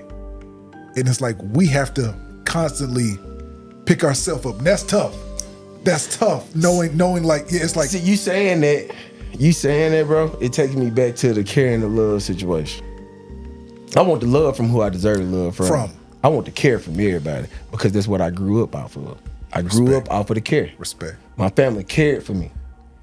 I know they had love for me because love is a natural feeling. You have to be unnatural and unhuman to hate. To hate. Because for you to look at somebody and be like, man, I don't like that nigga because he do X, Y, and Z. That's hate, bro. Real. That's hate. Because guess what? You do X, Y, and Z too. It might not be the same X, Y, and Z, but you do something else too. True, bro. You feel what I'm saying? Like everybody sitting up there talking about all the celebrities like they shit don't stink. Bro, that's one thing I would, bro. Man, listen, you just not in the public eye, ma'am or sir. You just not in the public eye. Some of y'all out here doing 10 times worse than a lot of shit that they getting accused for, and it just ain't caught up, or it ain't been put out there, or you just living in a life that people look at you and they be like, well, shit, they just do what they got going on. Not even worthy of speaking on. You ain't even worthy of being spoke on. Like, yeah, it's like. But for you to take that energy and goddamn, then I think a lot of times, to be honest with you, a lot of these people wanted to be a part of certain things, and that's why they speak on this shit too. I just come from that day where you mind your motherfucking business. Bro. You feel me? I'm from Jackson, Mississippi, bro. You get involved in some other business, that's what get you killed. Bro, you saying something. So even with all the stuff and us being on social media, I think that at the same time, like, you know, even with me looking at the shit, like, bro, I look at it and not go past it because you can't let it consume your mind, and you can't sit up there and form an opinion off of something that somebody said. And for a lot of people to realize that this whole thing, this social media stuff is so fake. Like, I be watching these videos and people be under the comments really arguing, right? And I be like, y'all must don't know that these are actors. A lot of these videos fake. These folks ain't cheating on each other for real. And who in the hell done got to arguing, bro, and pulled out their phone and perfect view and angle and captured the argument? Mic'd up and everything. Like, bro, we as people, we got to get real, bro. Like, bro, you are literally under here debating and arguing, bro, with people. Like, bro, I sat back and I asked the dude on Instagram the other day. It was Wayne, we just performed at a wedding reception, right? And the video went out. We performed a wedding reception, and I was just going through the comments, and I was reading the comments, and I never respond to negative shit. Like, real, it's just like because it's an argument for nothing. Right, you still right. Like, absolutely, I'm human as hell, and then too, I'm not Lil Wayne. That's my brother, but at the end of the day, I cannot fight bro battles. You feel what I'm saying? Real. So. A guy said some shit on Instagram, and he was like, I think his exact words was, it was like, Tune not getting that Super Bowl performance really got him getting his shit together where he's goddamn doing X, Y, and Z and so forth and so on. I just responded back to him, I'm like, bro, where do y'all come up with this shit at? Bro, it is. Like, how do you make this, bro? First of all, why did you even think that it was cool enough for you to put such a negative response like that? And you think it's not negative, but you feel like, oh man, it's freedom of speech. I can say whatever the hell I want to. Bro, you are sitting up here just causing assumption, bro. And somebody that don't know you might think that you know what you talking about. Bro, like, why would you even say it though? Why do you have the time to say it? Bro. Why do you have so much time to speak on somebody else shit like that? Like, why? You feel what I'm saying? Bro, it's the peanut gallery, bro. It's bro, everybody I'm learning, everyone has an opinion online. We come from that cloth, you didn't have that. Man, bro, I used to be in school, and I wanted to be on the debate team so bad. Bro, come on. But because of us being African American, right, you go ahead. The other kids didn't never want to do it. So it was very slim having them. You saying something. You put these same people in the room, they're going to talk about shit that they don't know. And that's the bad part about this shit. Bro, to be you got people talking about shit that they don't know, giving opinions on shit that they don't. You ain't never met these people a day in your life. And it's all for engagement. Bro, I had a lot of people in here. Slaves.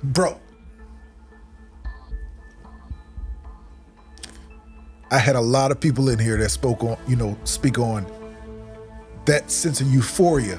See, like this is the part, as me as a consumer, I'm listening to you.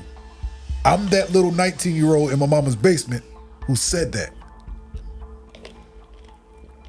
When T. Lewis responds to me, that euphoria I get knowing he's of his ilk. 20 of my friends know within an hour. We up for the weekend. But what's crazy though? That's what that is. Okay. Bro, that euphoria, that high, they get. It's a damn shame. They like, oh shit, in a sense, like this shit is real. Like, it's a damn shame. Yeah, and bro, they get offended too. That's the shit that pissed me off. Like, bro, why you offended now? All I did, dude got in his feelings, talk about man, all y'all do is pick up. I said, bro, all I did was ask you one question. I said, where did you get this theory from? I said, I could have told you if you was right or wrong, brother. I just asked you where you got the theory from, bro. Why you so upset because I responded back to the bullshit you posted? And I asked you a question that you have yet to answer. Wow. I just asked you one question. I had another guy sit up there and talk about a video of us performing and shit, and he tried to argue me down about a performance that I did and I put together. Wow. I'm sitting up there like, bro, and I can't argue. See, this is the ignorance. I can't argue with an ignorant person. I'm not gonna argue with you because at the end of the day, I know in the hell you don't know shit. Real, you feel what I'm saying? But at the end of the day, like, how you arguing with the person? And I'm telling you, bro, I put the show together, bro.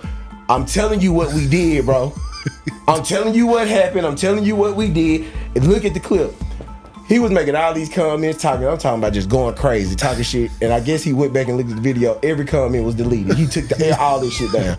I'm like, I guess he must have realized that, I'm on here lying. Real, bro. Bro, and that's what I'm saying, bro. It's just so much of that, bro. If we put less time into lying, bro, and more time into bigging up our people, bro, we would be so much further, bro. Fact, bro. But we would be so much further, bro. We would be in places where we could be able to create our own bag, be able to create our own shit, bro. Wow. A lot of I hate to say this, bro, but our legacies are getting washed out, man.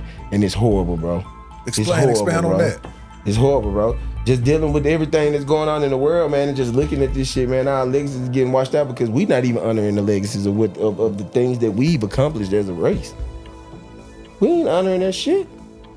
Man, the club was a place for us to go to and be able to enjoy ourselves. Go ahead, bro. To be able to let loose. This dates back to juke joints. This dates back to all from that the weekday. Shit. You feel me? At that time, the 60 hour, we come on, ahead, man. Bro. Go ahead. This was a place for us to go, but also it was also created as a place for us as our people to be able to get our shit out. Basically our music. Go ahead. And we have destroyed that. Wow. We've destroyed it, bro. And that's why I say if we sit back and really take understanding to what it is, like, bro, I feel like it's destroyed because at the end of the day,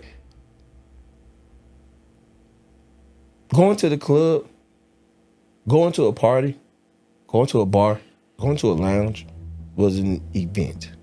It was a feeling. Going to the bar was a thing that we're gonna do. We gonna go here and get drinks, me and the homies, have a good time. We familiar with the bartenders. Real. Familiar with the staff. Real. It's a place we feel comfortable at. We can go. They might have live bands, you feel what I'm saying? But that's what makes it more comfortable. Real. You feel what I'm saying? Right. As soon as a person get comfortable in these environments, the price go up. Wow. Because they're comfortable and other people are comfortable. So now they like, oh, man, we got more people coming, so demand higher. So now let's raise the money. Let's keep them at a comfortable level, though. Why can't we keep them at a comfortable level? See, nothing stays the same, but if we go with the times, right, it's understandable. Gotcha. But just overall, just price going through the roof. Absolutely. Just because people are coming here now, man, we was charging 20 for drinks, but now we charging 40 for drinks.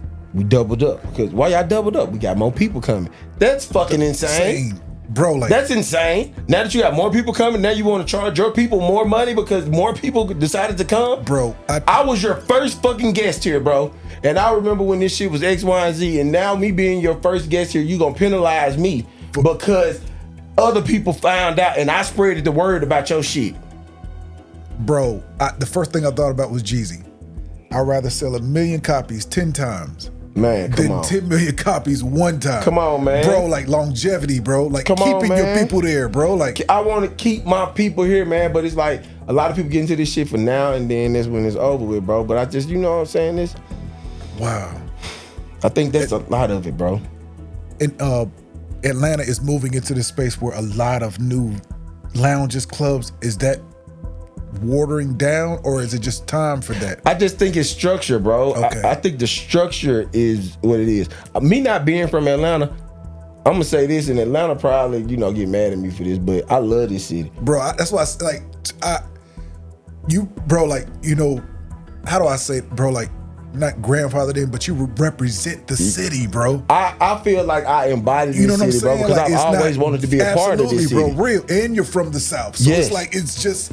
Bro, yes. I was born in Germany, raised in Virginia, settled in Clayco. Yeah. Like, bro, like, I'm Clayco. You know what I'm saying? Like, but it's embody. I ain't go to school here, but I feel like I ain't have to go to school here. Bro. I wish I would have went to school. I tell you, every person from Atlanta I know, like, boy, I wouldn't have went to school with y'all, but we would have ran it up, boy.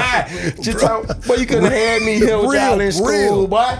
We were gonna go down, you feel me? But I'm just being real. Like, absolutely, bro. When it comes to honestly, like this city, bro, I love this city because I know what this city represents. That's right. Feel what I'm saying? That's right. This is the black Mecca. This is the black, but this is you black feel Hollywood. What I'm saying? This is, bro. Absolutely. I ain't even gonna call it black Hollywood because shit, we ain't Hollywood out here. We real. This the real out here. You feel what I'm saying? We out here. Black successful people and success is defined by what you define it as. That's true. You feel what I'm saying? That's right. So that's why I say successful people, because you got people that own restaurants they living the life that they they love to live, bro. See, that's what success is in Atlanta, bro. Absolutely. Me not being here, success is a person being able to come out here and live their life. And whether or not a person choose to come here and come out as who they really are. That's their success. Real, bro. They got to live their life. I feel like my success was when I left Jackson and I got to be me and grow and figure out who I was and be like, man, I bet this is it. Real. And that's why I say, man, you know what I'm saying? It ain't even about the accolades and all that shit there, because at the end of the day, that shit can get washed out tomorrow. At the end of the day, we don't even talk about it. Bro. So that never matters. You feel what I'm saying? At the end of the day, for me, it's the success of what I value as success. This is I deem success. And what I deemed it is when I was back in Jackson, Mississippi, sitting back saying, man, I'm gonna go to Atlanta, I'm gonna go get me a Jeep SRT. Come on, bro. With the Hemi. Respect. I'm gonna go get me a condo in Buckhead. That's right, bro. I'm gonna be DJ in the biggest clubs. I'm gonna go DJ for Lil Wayne. I'm gonna go DJ for Yo Gotti. Man, I'm gonna link up with this artist. I'm gonna link up with this artist. Like, bro, like I'm just at a point in my time right now where I just like, you know what I'm saying? I'm cool, bro. Real. I'm cool, bro. Like I'm cool, bro. I'm steady working, bro. But at the same time, it's like, man, you know, I think you get to a point to where it's like, man, you know what we came to do. And if you don't know what we came to do, you gonna feel this aura. That when I leave, I'm like, bro, what's up? Who that was? Go ahead. Oh, you don't know T. Lewis? Oh, man, you should have rapped with bro, man. He a good dude. He gonna goddamn look out for you. I done took those songs of radio, all this shit. That's what I do. That's what I'm here to do. I'm a servant, bro. Come on, bro. So, yeah. And the service often don't get the... Nah, we don't, bro. But shout out to David, man. King David, man. You feel what I'm saying? Bro, you said something. It feel. Be like that. It be like that. Be like that. The overlooked young man. It happens, man. It happens. It's like that's my brother said, it's the ways of the world. You know what I'm saying? Like it is, man. Bro, but I think that's the thing that's one of the things that we need to start teaching into the world, bro. You feel what I'm saying? You know, we weren't taught to celebrate. Go ahead. Go ahead, bro. We weren't taught to celebrate, bro. In my eyes, like we'll have birthday parties, bro. But you know what I'm saying? Like as a kid, that was it, and then that's when you'll hear your mama say some hating ass shit. We ain't going to that birthday party this year. All they want us to do is come so they can just get our money. Your mama taught you how to hate right then and there. You were 4-5 years old hearing your mama say that shit, and she taught your ass how to be a hater. So when you say that same shit, you a hater just like your mama. Yeah, that's hating, bro. That's hating. In my eyes, that's hating, bro. Sit back. Oh man, we ain't going this. All they want us to do is do this. Bro, you saying, bro. That's what you should be doing, though. You should, like, damn, every time you show up somewhere, you gotta show up and it be like you just showing up for free. Yeah, can you stop by the store and pick up some cups, please? Damn, you ain't got cups already? You feel me? Like, damn, my boy, like, come on, man, look out for us. Like, it's cool, bro, but we just ran out. Like, it's, man, all they do is ask us for the. It's always something, bro. It's damn, bro. You are saying something, bro. It's always that, bro. So you know what I'm saying? I think we gotta start teaching how to celebrate, bro. We gotta teach folks how to celebrate instead of celebrating the big shit. Even folks don't even understand how to celebrate the big wins, bro. We don't know how to celebrate the big wins. We honestly don't, because at the end of the day, if this person hadn't had a big win and this person hadn't had a big win, how they gonna know how to celebrate it? Wow. What? I hate, the term crabs in the bucket, that, in the bucket, that mentality. Jay-Z said, we ain't supposed to be in buckets anyway, but why are we oppressed people? Still to this day right now. Are we oppressed? Do you feel like we're still oppressed? Because we choose to be. I do. I feel like we are. I feel like we are because we choose to be. I don't feel like. And I'm talking to an entrepreneur. I feel like that because we choose. I think it's because we choose to be, and the reason why I say it is because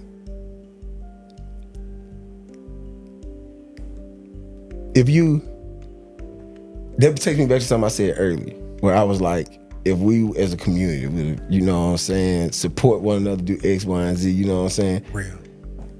And we also offer quality in the support. Okay. It'll be a different level. Like, all right, we got this stigma in the black businesses where we try to do what is it? Support black businesses. Go ahead. Absolutely. You feel what I'm saying? Absolutely. All black businesses ain't supportable though. You feel what I'm saying? Bro, thank you. They not, bro. So you're saying something. When you try to go in and as a community, hey bro, I think you should do this, do. Who are you to? Okay, never mind, bro. You're supposed to? Never mind, bro. My bad. I wasn't trying to offend you, but as an entrepreneur, you know what I'm saying? I'm just giving a little idea as a customer, as a consumer. Right. You know what I'm saying? Just giving a little idea, bro. But I think that's what keeps that thumb on us. We scared of us. Of one, not saying making it out, but one, the old quote, I don't mind you doing good, but just don't do too We just scared of us, bro. It's crazy, us, bro. We scared of us. And it's so hard for me to explain why we scared of us, but it's us, bro. That's why I asked, are we still oppressed? We scared of us. Yeah, bro, yeah. I really feel like it. Yeah. Why you feel like it? I feel like you said something about being taught, trained. It's oh, you finna kill him right now, bro. Like so like this old saying, the mamas, the grandmamas, the great grandmas in the kitchen. Yeah. Great grandma chops the legs off of this turkey. Grandma chops the legs off this turkey. Auntie chops the legs off this turkey. Mother chops the legs off this turkey. The daughter asks, Mom, why you chop the legs off the turkey? Well, everybody else did it. Great grandma, why do we chop the legs off the turkey? Oh, daughter, my pan just wasn't big enough. Yup. And you realize the trauma. Damn, what? You realize what you've been taught, what you've been trained, made no sense. You gotta reteach yourself. You gotta reteach yourself. So that was big too, bro. Like when I left from, I tell people this all the time. What actually helped me leave from home was when I came to Atlanta and I retrained. I had to relearn everything because I told people what I learned in Mississippi helped me survive in Mississippi. Go, bro, you saying something. But I can't bring them same survival instincts to here because it's a whole nother place. You got to readjust. You got to readapt. You can't be coming here with the idea like, oh man, it ain't like home. It ain't supposed to be like home. It ain't. You got to make it a new home. That's the purpose of you moving from your home. Bro, out the comfort zone. Yeah, you moved out your comfort zone to get into this. You feel what I'm saying? So you can make this home. So you can make this comfortable. So you can feel like, all right, this is where I'm supposed to be. Real, bro. So now, man, I feel you, brother. Like, you know what I'm saying? It, yeah, bro. It's like, rough on it this, man. It is. You killed it with the turkey, though. Bro, it's a bar. That was a bar. Yeah, my pants just wasn't big enough. Same shit, bro. Same real shit, bro. Let me ask you this, man. DJ, entrepreneur, friend of many, touring the world. You making time for yourself? Yeah, that's what the last 2 years been. Real. Yeah, but me being out of the club, that's what the last 2 years been. It's been a celebration of self, man. That's what's up, man. You know what I'm saying? I love that you say, like, bro, like, you know, if nobody else is going to do it, I have to do it. Yeah. Bro, like, one of my favorite quotes is, man, it costs nothing to think highly of yourself. It costs everything to think lower of yourself. And that is real, bro. Like, we often walk around, you know, humble, meek, you know, we're afraid of that. You know, people often confuse, confidence and arrogance. I'm like, no, like, you know, like, I don't have to dim my light to fit in, man. Like, I'm, you know, could you imagine if God made everybody the same in assembly line? But yeah, bro, like, that's tough. It's tough. I know it is, bro. So much of it, man. So much of it, man. Wow. You know? Well, kids? None. Marriage? Not married. How do you do it? How have you survived 35? You said 35? Yeah. How have you done it? You remember what you just said? Being oppressed? Yes. You saw the grandmama, the mama, the daughter. The auntie, then the daughter, right? So I saw my granddad do it. Go ahead. Saw my daddy do it. So I just saw it done so many different ways that it wasn't like my mom and dad got divorced when I was young too. So that kind of made my outlook on certain things a little bit differently. You was raised by your dad? Yeah. Like myself? Yeah. After the divorce? After the divorce. Yep. I was 8. How old were you? 7, 8, around that time. Yeah. You're different. You view the world differently because you were raised by a man. Yeah. And my daddy was working too. Don't forget he was the police. Gotcha. Okay, so right. So he was doing the 2 to 10 shift. So you was, a lot of that was you. As my auntie say, I've been a grown man a long time. I was coming home, middle school, preparing dinner for myself. You know what I'm saying? My dad had dinner prepared. You got responsibilities. You need to have this house clean when I get out. The homework need to be done. You need to get in that house, do what you're supposed to do. I had the responsibilities early. Always self-attained. You always had integrity. Had to be. Wow. Yep, it had to be. I ain't had nowhere else to go. I was about to say, yeah, bro. Like, ain't gonna be nowhere else to go here. I couldn't be like, man, I'm finna go stay with my mama. You know what I'm was she still in the state? In and out. Okay, gotcha. Yeah, in and out. But it wasn't like I was finna be like, man, yeah, I'm finna go stay with my mama or something. Like, I ain't had nowhere to go, bro. So it was like, all right. Looking back, seeing your dad raise you, was it majority because of, you know, son needs to be with his dad, or was it because financial, or what majority of that what was it? I don't even know. You never questioned it to this day? Nah, I did. I just don't want to speak on it. Respect. Yeah. Respect. I don't want to put they family information out like that because it's a little deep on it. I got you. Yeah, but it was I don't want to say what it was, but I know for sure it was just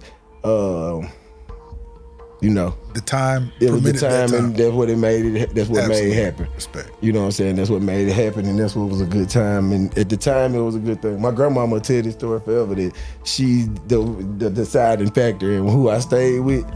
But wisdom. You know what I'm saying? At the end of the day, she really was. Gotcha. The deciding factor, because while they was in court, the judge called to the house. To the house. Actually, gotcha. And she got in touch with my grandmama. Okay, gotcha. Yeah, but if she wouldn't have got in touch with my grandmama, probably be a whole nother story. Understand. You feel me? So that's why I don't want to put them out there like that. Respect. But you know what I'm saying? At the end of the day, I think they both did the best that they could. Real, bro. That's the realest thing I could ever put down. That's, bro, I can't take nothing from that, bro. Like, and that's why with me having kids, it's always been a thing. Like, you know, a lot of people view it differently. I'm honestly trying to break the generational curses that I done went through in my life. Respect. Before I even bring one into this curse. You saying something, bro. You feel that's a selfless act too. Yeah, because I just don't want my child to go through anything I went through. I don't. Bro, I respect that, bro. I don't, bro. I don't want my child to go through none of that. And you're supposed to want better for your offspring, offsprings, kids. Real. I just don't want nobody to go through that. When you do have children, you're gonna have more than one. I don't even know, bro. To be honest with you, I don't know if I'm gonna have kids. Gotcha. Me and God ain't talked about that. Marriage? Any lucky lady out there right now? Yeah, but I don't know about marriage. You taking a different route. You just like, I'm trying to get the understanding of what marriage is. Bro, we could deep dive. In the life, I know what it is biblically. Real. But in the life that we live, everybody ain't got that biblical standpoint. Wow. So how do I go against the biblical standpoint that I'm understanding to go with the earthly standpoint? That you see on the that I'm seeing. So now it's like, all right, cool. I pray all the time to be a guy, be like, look, just give me, like, if I make my own decision, would I be like, would you be mad? Would you kick me out of heaven? Like, you know what I'm saying? Respect. Like, you feel me? But I would love to, man, but it's just, you know what I'm saying, to be honest with you, it's a time and it's a growth. It's understanding self. You can't go into a partnership with somebody and not know who you are. Thank you, bro. Holy. Thank you. See, that's the thing. People get into this so fast, but I got to know me, and I really want you to know you. That's why therapy is there, and that's why people go to therapy. They have marriage counseling beforehand. Go ahead. That's why, because we really need to know who we dealing with. I don't want to get into the point of where we 2 years in and be like, I never knew this person. Nah, I need to know inside and out. Wow. I need to know when you ready to change up so I can tell you finna change up, because I feel like one of my gifts from God is beyond me being a servant. God bless my servants to be able to see things and give energy off. Go ahead, bro. It's real. And me being a servant, I see that. I tell you all the time, the reason I'm a great DJ is because I see the energy. I can walk in and I can meet somebody, I can tell if they energy off, if they energy on, if they having a good day, they having a bad day. Bro. And it's like, you know what I'm saying? It's like, I see that.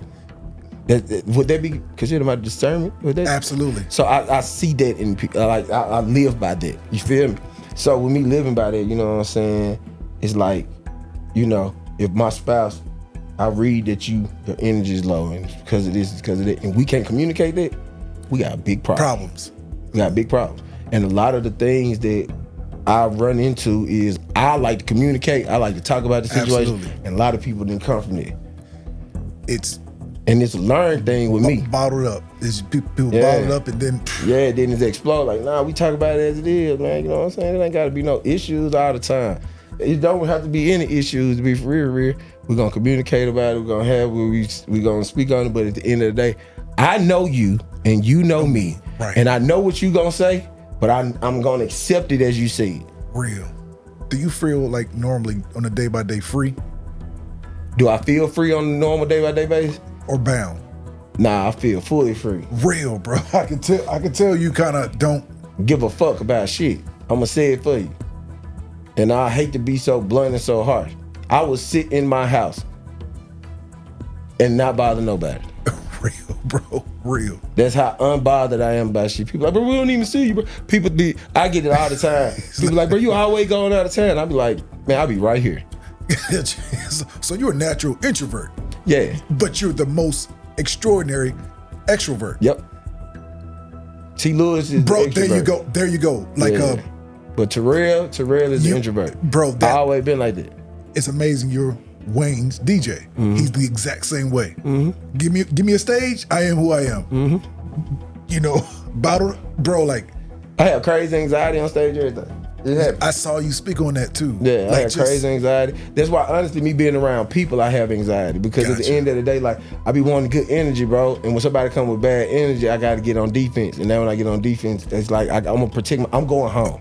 Bro. Because if you give me bad energy, that means that you on bullshit.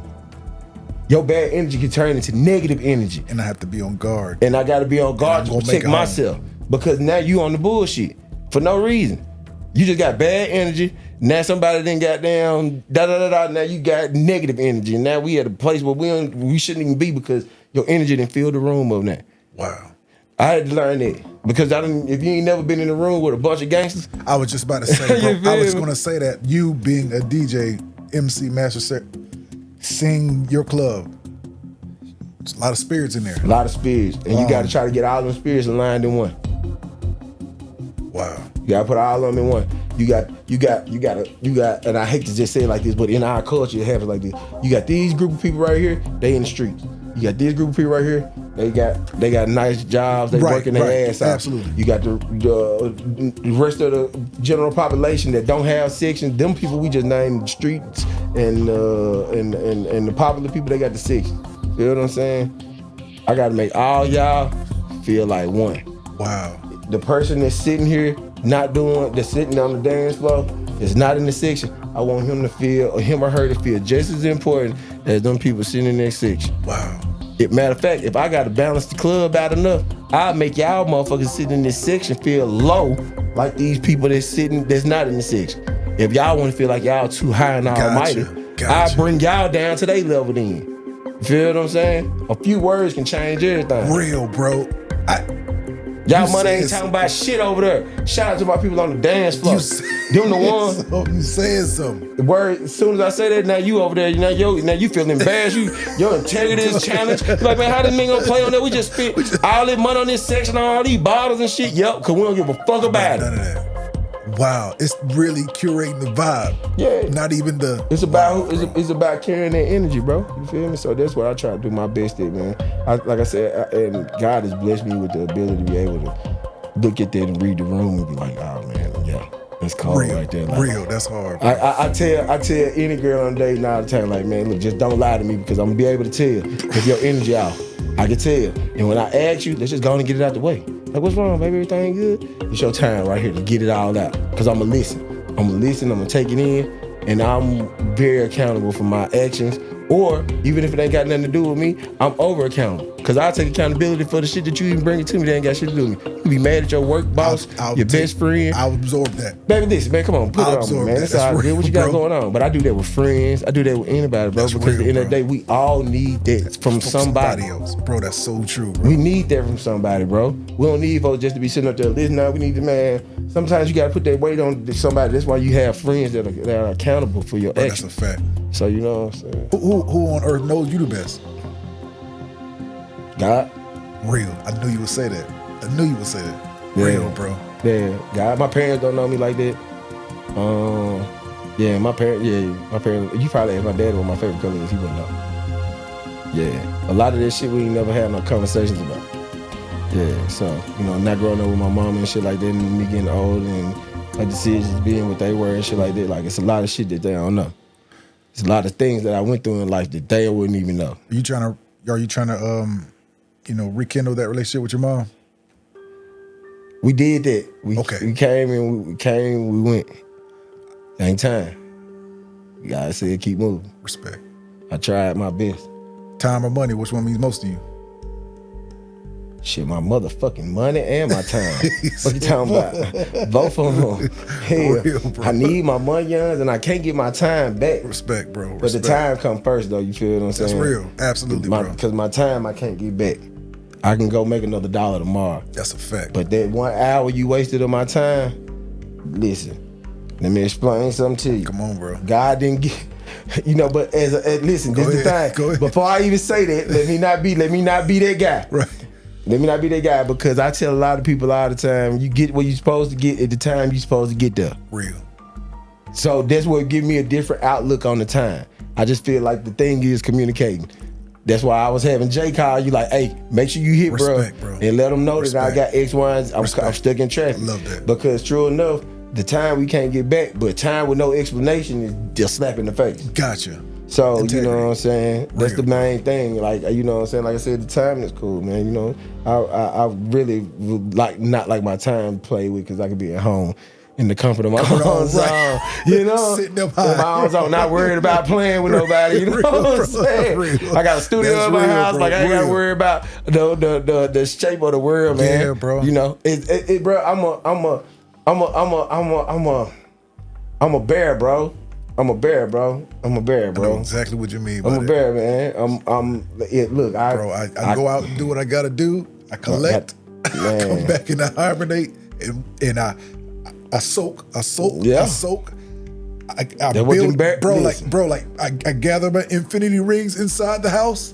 Come and on, then I man. go back out there. Face the world again, man. Come on, bro. And look, I'm just like a bear. You don't bother me. I don't bother you. I can keep going past you. I can be your friend, but I can keep going, bro.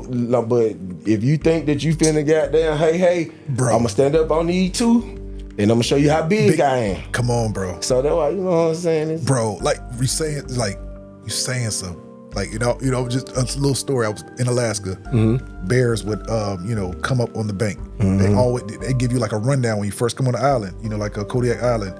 Don't run from the bear. The bears would come right there. We were right here. They would come right here, look at us, take our salmon, put one in the mouth, and walk off. Don't bother me. I'm just here to steal your salmon. You know what I'm saying? Like what I'm saying, like, they don't want no problems. I don't want no problems, I know bro. what I could do to you. No problems, bro. Cool. I ain't coming for all that. You already.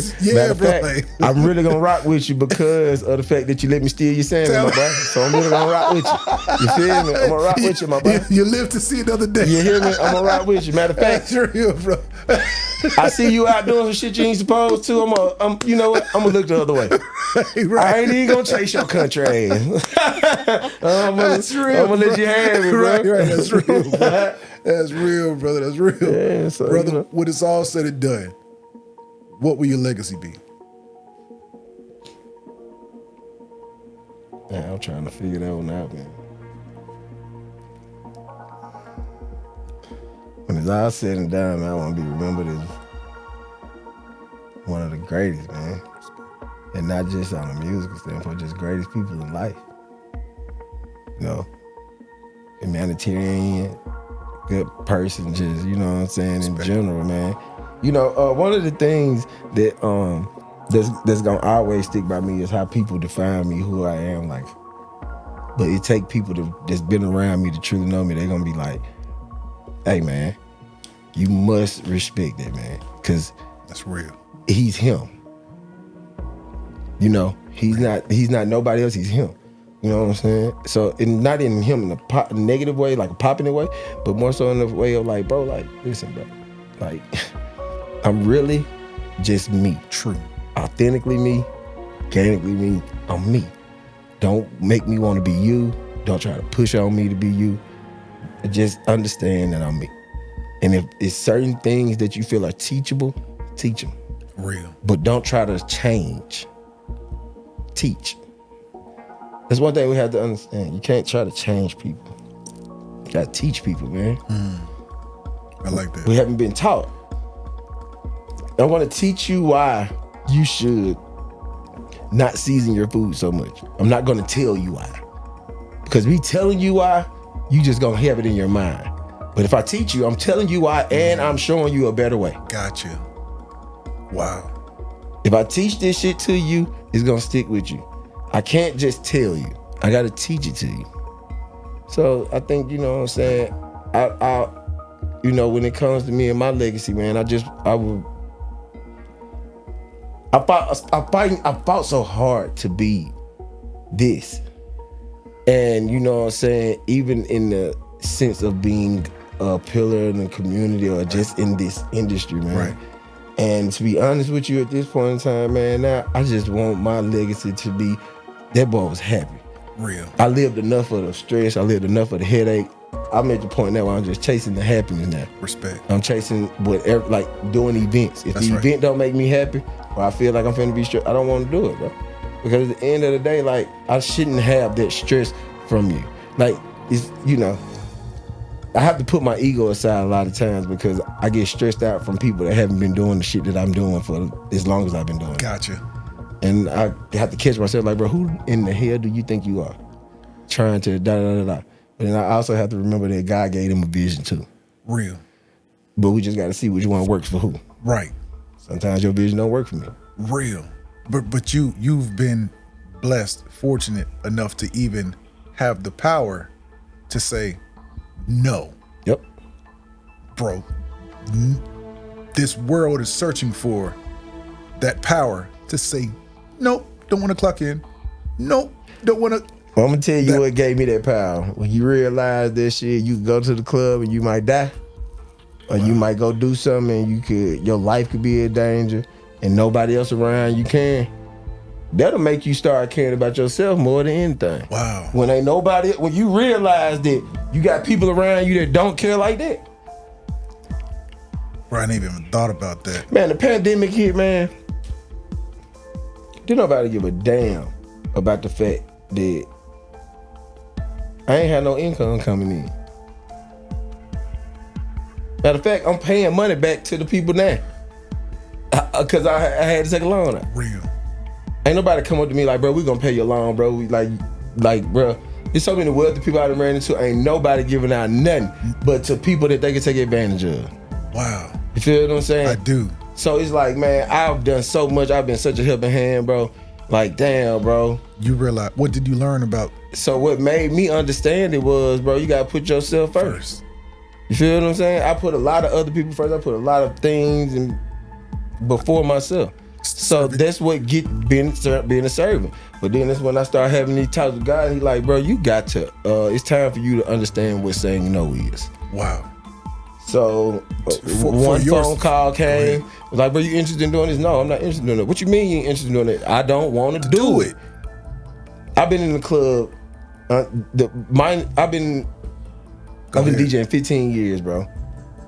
Until I took that time off, bro, I had been in the club every weekend, no breaks, for 13 years, damn near. Wow. Consistently. I ain't got no trophy, no awards, no accolade, no nothing. You feel me? I got people telling stories about it here and there, and when we do interviews, but you know what I'm saying? I do know what you're saying, our own peers that's in this shit, they don't see that longevity. Like, boy, you blessed, boy. Like, man, we gotta rock with this boy to see what's going on. Now, I just make other people jealous and they be like, oh man, I'm gonna do da-da-da-da-da. So, you know what I'm saying? Once you get past that point and you realize that, man, you know, I'm over here trying to please a bunch of folks that ain't even pleased with themselves. You be like, man, bro, I'm good, bro. I'm gonna just rock with me, bro. You feel me? Like, I'm gonna bet on me, I'm gonna rock with me. I ain't missing out on shit. I ain't missing out on nothing, man. Once you get that in your mind, you ain't missing out on nothing. You gotta create. But I've always had that in my mind, man. Even with my DJ career, like, I ain't have promoters back in Jackson booking me. Gotcha. I had to pop myself and pause and book myself. You know what I'm saying? Real. Then that's when, you know what I'm saying, like a couple of promoters started booking me and shit like that. You feel what I'm saying? Because they saw how I had already built up my own foundation. You know what I'm saying? But it's like, shit. Wow. It's that.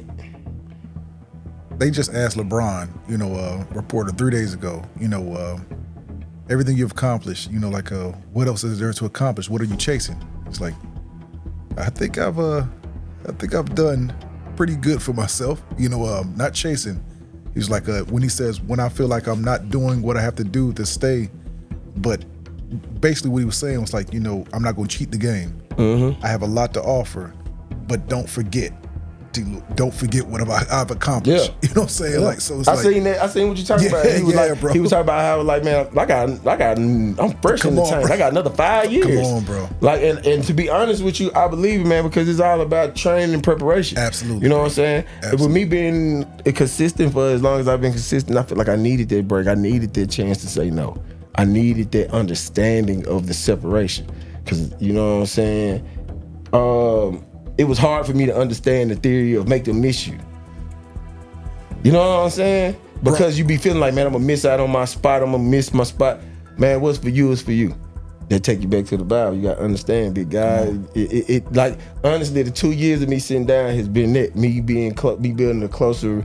Like, I've always, like I tell folks all the time, I don't even have to go to church, and my relationship with God is so strong. Because at the end of the day, I've always understood that if you have no personal relationship with God, if you can't sit down wherever you at and go talk to God, then you got some other stuff you got to work on. Absolutely. And that's always been my thing. My grandmama always made that a thing for me. Like, boy, look, you need to be able to pray wherever you at.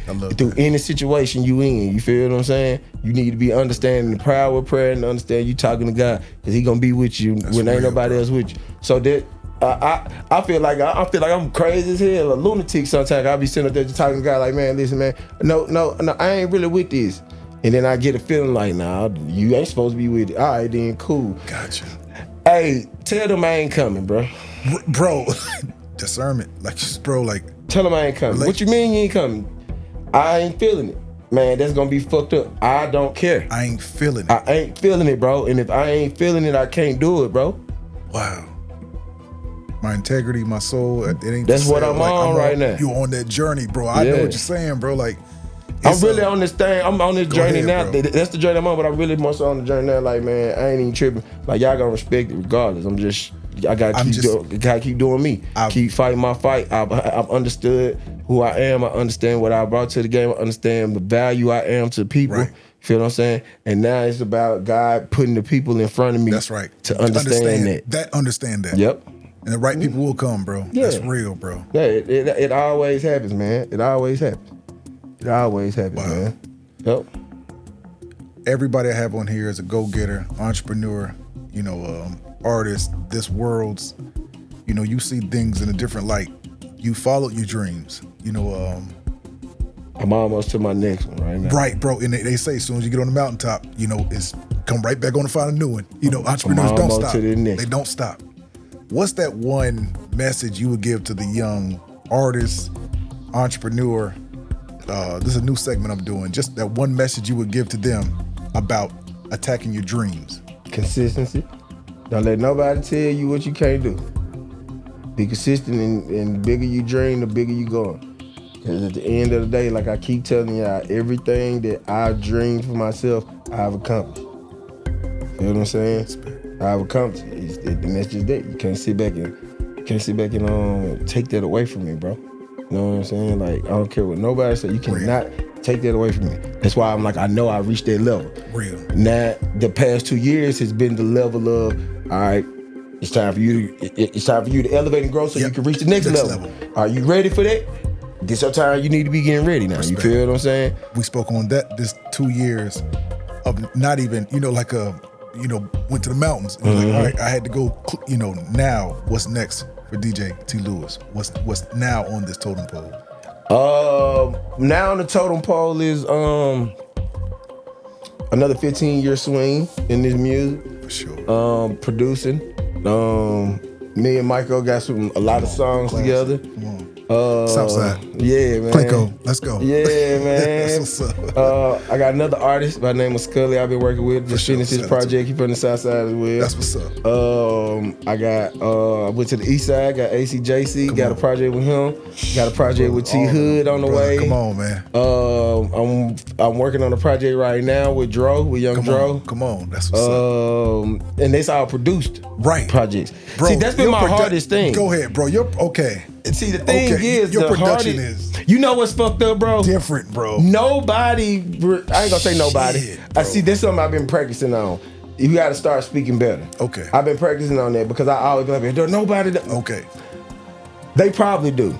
But I just feel like I haven't reached that point of where I've popped it enough on the production side of shit where people even know that I produce like that. A lot of people probably thinking like I'm just getting beats from people. No, bro. I got like 2 MPCs.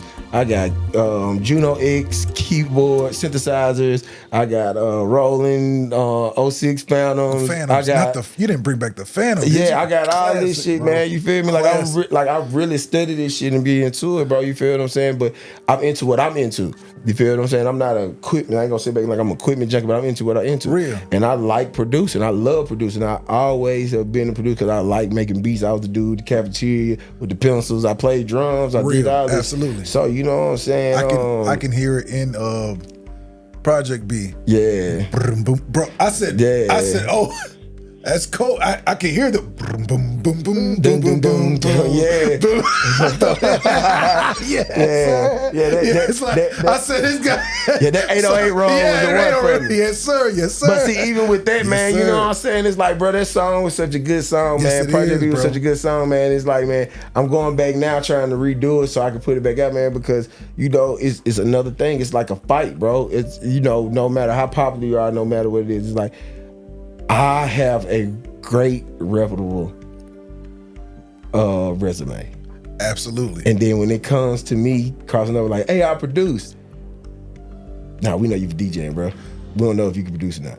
Gotcha. Then they finally see it. Then it's when it's like, oh yeah, bro, that boy hard. Like we got like Dro was just telling this story when we was in the studio. He was like, man, I heard that motherfucking song you did with Shad, bro. Yes, I got a song with Shad, the guy called Wolverine. And he was like, man, I heard that Wolverine. I'll never forget you was standing on top of a table, man. I was like, man, I gotta work with that nigga, that man. That's real. Like, That's real. That beat was so hard, bro. Like your energy just sold it, bro. Come on. And I'm like, man, yeah, man, because I feel like no matter what it is, bro, I gotta keep selling it. I gotta keep letting y'all know, like, hey, this is what it is. Absolutely. I feel like I'm one of the best producers in the fucking world, bro. I don't know, like, I'm gonna just give you an experience. Taking my son to basketball practice. Mm-hmm. The beat comes on before we hear Michael. You know, my son knows Michael, you know, but that feeling he gets when the beat comes on, you know, like, it's like, that's the stuff that you might not get to hear often. Mm-hmm. Linking you two, interviewing you, it's my brother, like, you know, like knowing that, and then, you know, and I'm saying this, and now we haven't even mentioned 107.9. Yeah. We didn't even mention, you know what I'm saying? Like, this is how we hear it on the radio, ladies and gentlemen. Yeah. So, hearing that on the radio, my brother now, you know, like, it's like knowing that you're reaching the airways of people you don't even know you're reaching with your own production, with your own sound, with your own song, bridging that gap. It's like, no, like, we are listening. It's gonna just like, is it just you wait? You're like, gonna take its time. That production, like, yeah, because it's gonna take its time. And I feel like it's gonna take its time, and it's gonna be something that's gonna be able, man, I'm here for a purpose, bro. Absolutely. And that's the thing, I keep having to remind myself, like, T, relax. You're here for a purpose, bro. You're not here for a season. You're here for a reason, my boy. Feel me? So you just gotta relax, man. It's gonna happen, man. The story ain't done. Yeah, absolutely. You feel bro. me? And the thing about it is, you know, with us being young and shit like that, we be wanting the story to be like, but nah, it ain't that for right now, Go ahead, bro. You saying it something. ain't that for. I had to. I'm learning it, bro. These pivots. Yeah, man. You gotta understand. Like, sometimes God don't want that attention on you right now. You feel what I'm saying? Sometimes you gotta keep your head down and get to work. Wow. Because that attention on you never know what might come with it. You feel what I'm saying? You're saying something, bro. I feel like a lot of times, man, when God takes something away from you, he trying to keep you on earth. He ain't ready for you to come home yet. Wow. He gonna let you know when you're ready. He gonna let you know when you're ready. He gonna let you know when it's ready for you. When it's time for you to come home, he gonna let you know when I feel like God didn't talk to me enough times where he be like, hey, look, I really could take you right now. I really could bring you on home right now, but your job ain't done. So you need to get your ass up and get to fucking work. Real. See, I feel like God talked to me like that. I know big God don't cuss, but I feel like me and my boy got a relationship like that. An honest relationship. My boy put it on me full-fledged on what I go through in my life. Till you tripping right now. You need to get your ass up and go get it done, boy. All right, for sure, big guy, let's get it done. You feel what I'm saying? Like, that's the voice I hear, you feel me? And I hear it clear like that, you feel me? I don't hear it, don't know. I know what you're saying. I don't hear it no other way. I hear it clear like that, speaking loud to me like, hey, I got a message from you for big guy. He said, get your ass to work, my boy. All right, for sure. Let me get down here and go and do what I got to do. Real. Get my energy level. Big guy said it's time for you to rest. It's time for me to rest. I might not make a beat for 5 days. Might not get on the computer for 5 days. I'm going to feel amazing. But you don't do anything just because. Everything you do has a purpose. You don't just... What would be just because? Perfect example. Let's just say Kanye, did 5 beats a day for 3 summers. That's different word, like 3. We did that. Do that. Absolutely. That's actually like second nature. Like, yeah, that happens. Yeah. Right. But okay, 2 questions. Are you hard on yourself? Hell yeah.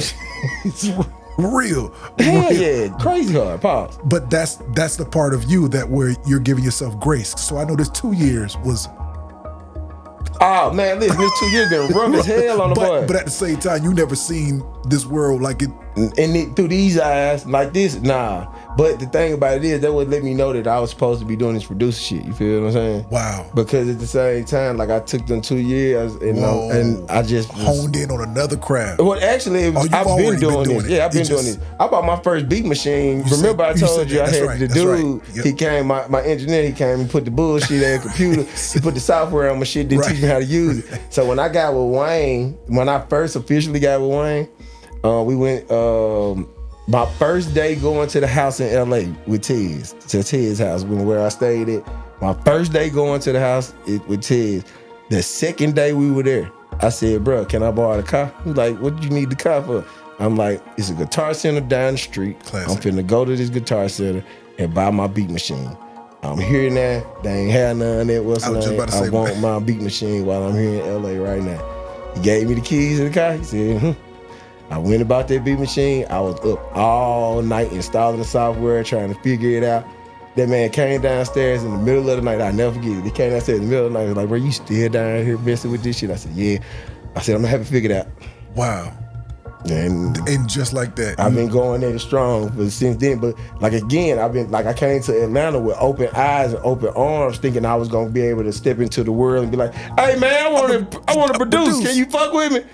Boy, hell nah. Not knowing that it was... It's business, though. At the end of the day, everybody ain't like me. Everybody ain't got that gift of gab and being like, man, shit, I don't give no fuck. I can show you this shit. Hell, I don't care. Real. What's for me is what's for me. Right, absolutely, A lot of folks feel like it ain't like that. You feel what I'm saying? Because honestly, the software I use the MPC. Right. I've been on MPC since that first piece of equipment I told you I went and bought with Tez 10 years ago. Wow. So 10 years ago, a lot of these people weren't using MPC. Absolutely, bro. They wasn't trying to be hands-on. Absolutely. I always said when I produce, I want to be hands-on because I play drums. That's just a cloth. Like you say, the Roller Phantom. This is like even has his own 6, like everything. You feel me? So even with me playing keys and like my rhythms and all this stuff that people like, bro, you know how to play keys and all this stuff there? They'll see me. I'll be like, no. My cousin, I just know. I know music theory. My cousin come in. My cousin be like, man, this man don't know how to play no damn keys. He sit up there and know how to play rhythms. Like Kanye. I play rhythms. I don't play keys. So I can get on the keys and I figure out like if something's about I can sit up there and I can play all that because I know the rhythm. I know how it's supposed to feel. I know how it's supposed to sound. So that's why I be like, man, you know, I sit back and I'm like, damn, I tapped in with all that and did that myself. Man, that's why God was like, man, we ain't tripping on that, my boy. You weren't supposed to be doing that. Like, real, bro. It's time and the place for everything. That's when right. You get around that right energy. That's right. Absolutely, bro. Yeah, that's what it was. Respect. Bro. That's what it is, that's man. Dope. You know? How has that journey been on 107.9 as well? It's been cool, bro. That's dope. You know what I'm saying? Again, like, you know what I'm saying? Growing up, I was always a fan of listening to Atlanta radio. I used to sit at home and listen to Birthday Bash and listen to the live from the club broadcast. That's right. Me and my partner be sitting at the house, bro, on like a Friday night before I go to the club. I feel like I'm in the club, just listen to it. And I never forget, I used to tell my program director back at home, I was on the radio back in Jackson too, at 97.7 WRBJ. And I told my program director, Quasi, I was like, bro, I want to get on the radio on Saturdays, bro, but I really want to do the live from the club broadcast like they do in Atlanta. Right. He went and got the box and everything for me, bro. And we did it a couple times, but he gave me a show on Saturdays that allowed me to DJ live on air for 2 hours before people went to the club. That's dope. And I used to call it the Clubs on Air show.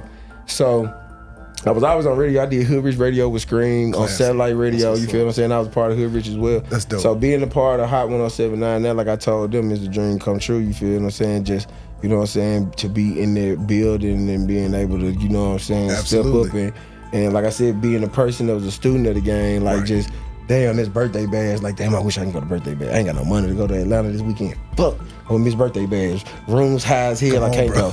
Oh, man, all right, cool, I ain't got no tickets, no way. All right, fuck it, cool, all right, I'll miss it this time. Wow. So, yeah, man, it's amazing, bro, especially with the respect that Devin got for me. They let me do what I envisioned on doing. Absolutely, bro. Yeah. Does that make for a, because, you know, do hear Project B, you know, on the radio, your production, your songs, like are we gonna be able to see more of this? Hell yeah, we got Dro coming next. Come on, bro. I got Dro finna drop, man. That's one thing about Devin, man. He respect what I got going on, and he appreciates my records too. Respect. You know what I'm saying? You ain't just putting out anything. Yeah, I ain't just putting out no bullshit. So he respect it. Like, he honestly respect the records. He respect the whole thing, and he knows that I'm not gonna do it in a disrespectful or distasteful way. There you go. You know what I'm saying? I'm gonna have integrity for the station, integrity for myself, and make sure that, you know what I'm saying, it's not gonna be nothing that's gonna get us in trouble or nothing like that. You know what I'm saying? Like,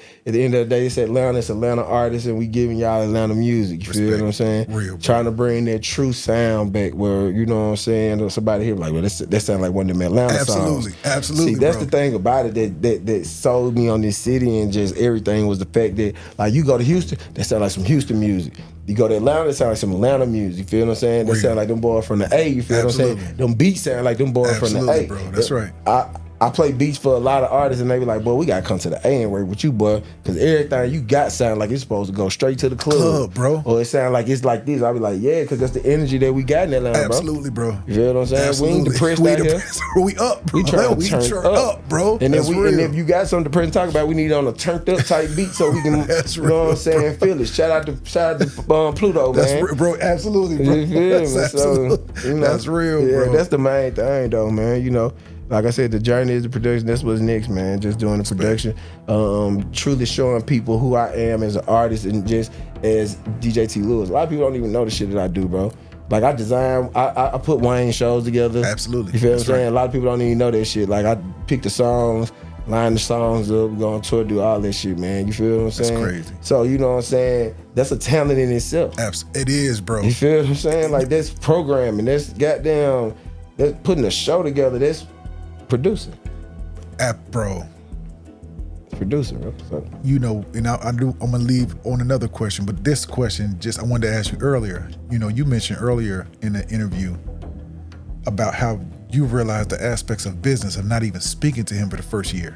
Yeah. Like learning, like, wait a minute, like we here to do a job. This ain't no. You gotta learn your clientele, bro. Like, how did that mold you from that first year, knowing like that's like this is, you know, like in a sense of not even earning stripes, but just like, no, like I realized where I am. Mm-hmm. Like, this was a Fortune 500 company of hip hop. This ain't, you know. I was trying to be Wayne DJ, man. And I ain't gonna say trained, I'm gonna say groomed. Real.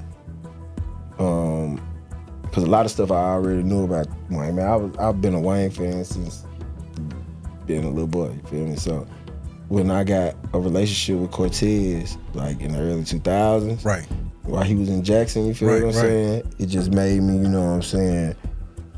I used to talk to him a lot. I used to ask him a lot of questions. I just learned from him.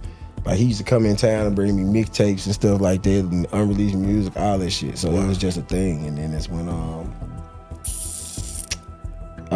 the opportunity met, I was already prepped. Like, hey, look, you already know how this man rock. Gotcha. So, because I had already been around. Gotcha. Okay. Yeah, I had already been around. In the sense of the, you know, I was a fly on the wall intern.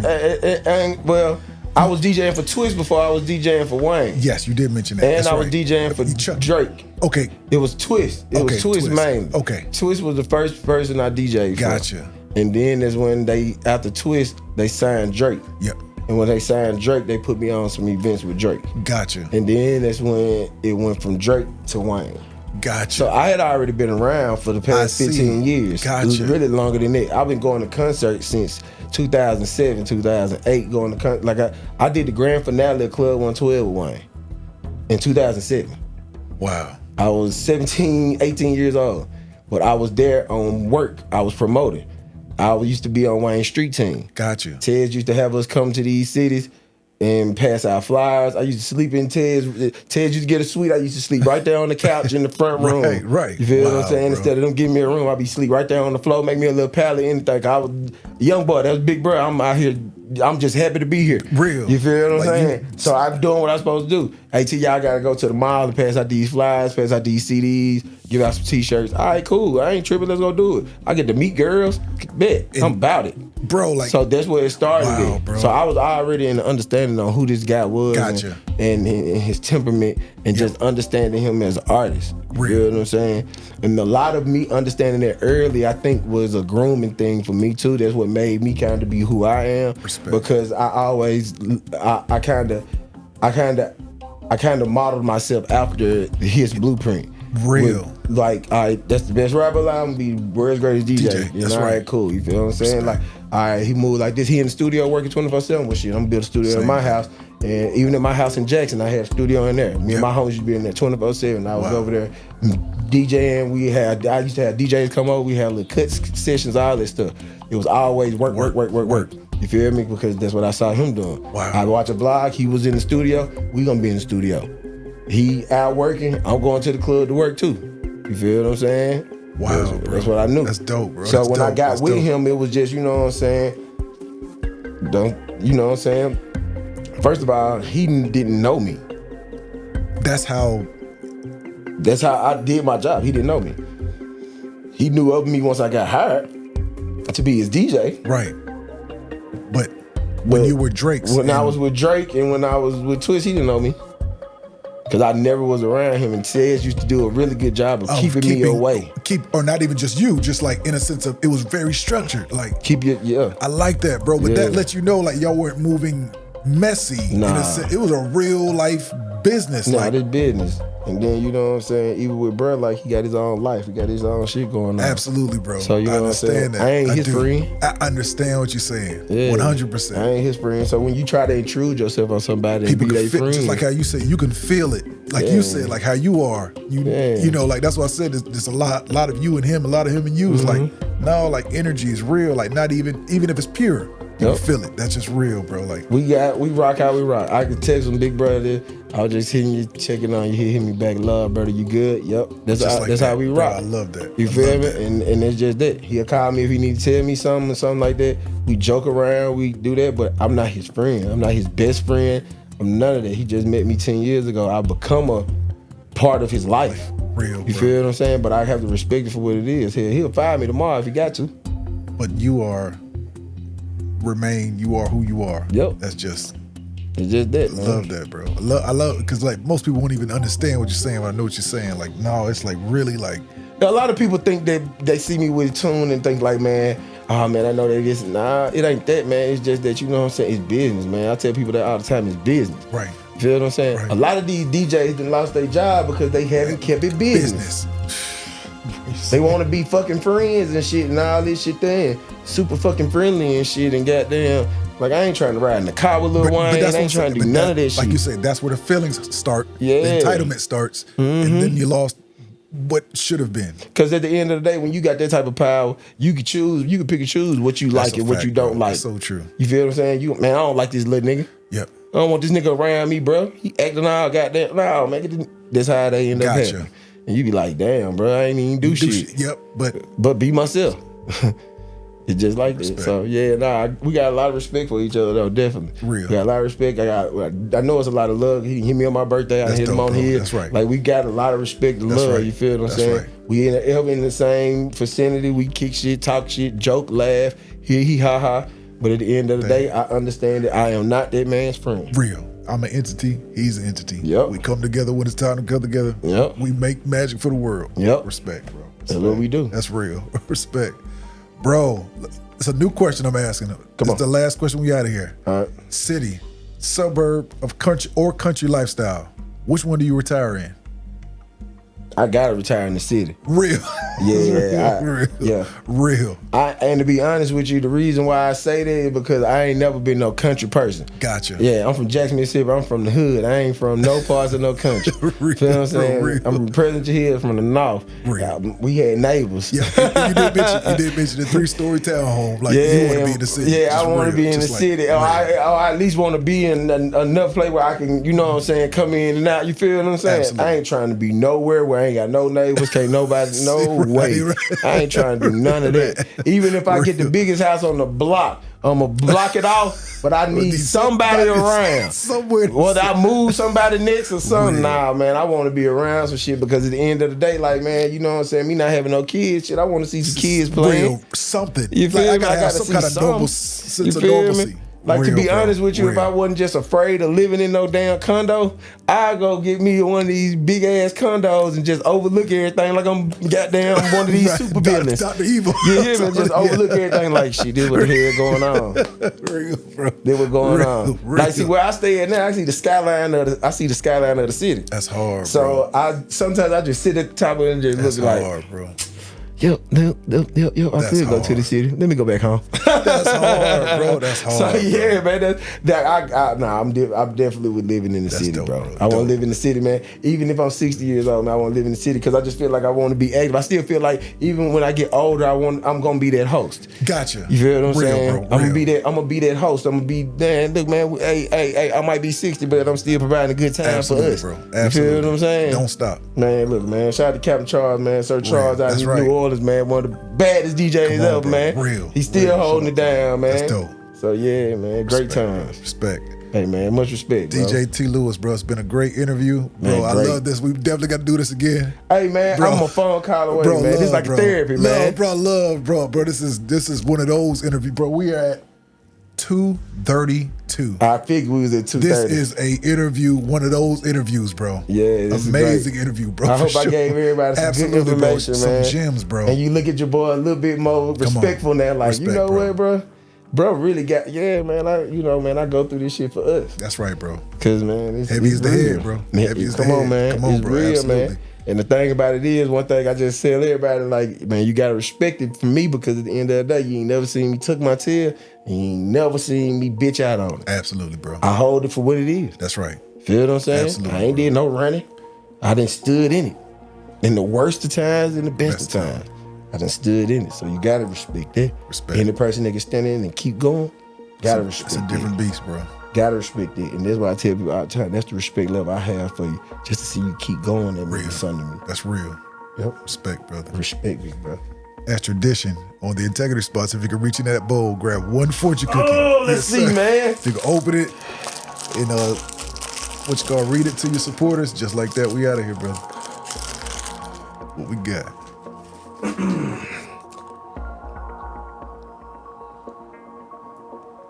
A hunch is creativity trying to tell you something. Wow. It fits me, man. Wow. A hunch is creativity trying to tell you something. Yeah, man. It fits me. Respect, bro. I told you I got to read it first. I got to read the energy, bro. It's going to tell me everything I need to know. Respect, brother. Respect. Bro, the integrity spots, DJ T. Lewis, 2024. Yes, man. Appreciate you, brother. We are signing off. Thanks, It's been a pleasure, bro. We're going to do this again, man. Hey, man, I'm back anytime, man. I might be the co-host, man. Come on, bro. Let's go. Let's go. Bro, you got a lot to, bro, use your voice. Definitely, bro. Absolutely, bro. Use your voice. Thank you, bro. Respect, brother. Signing off, 2024. Salute. No.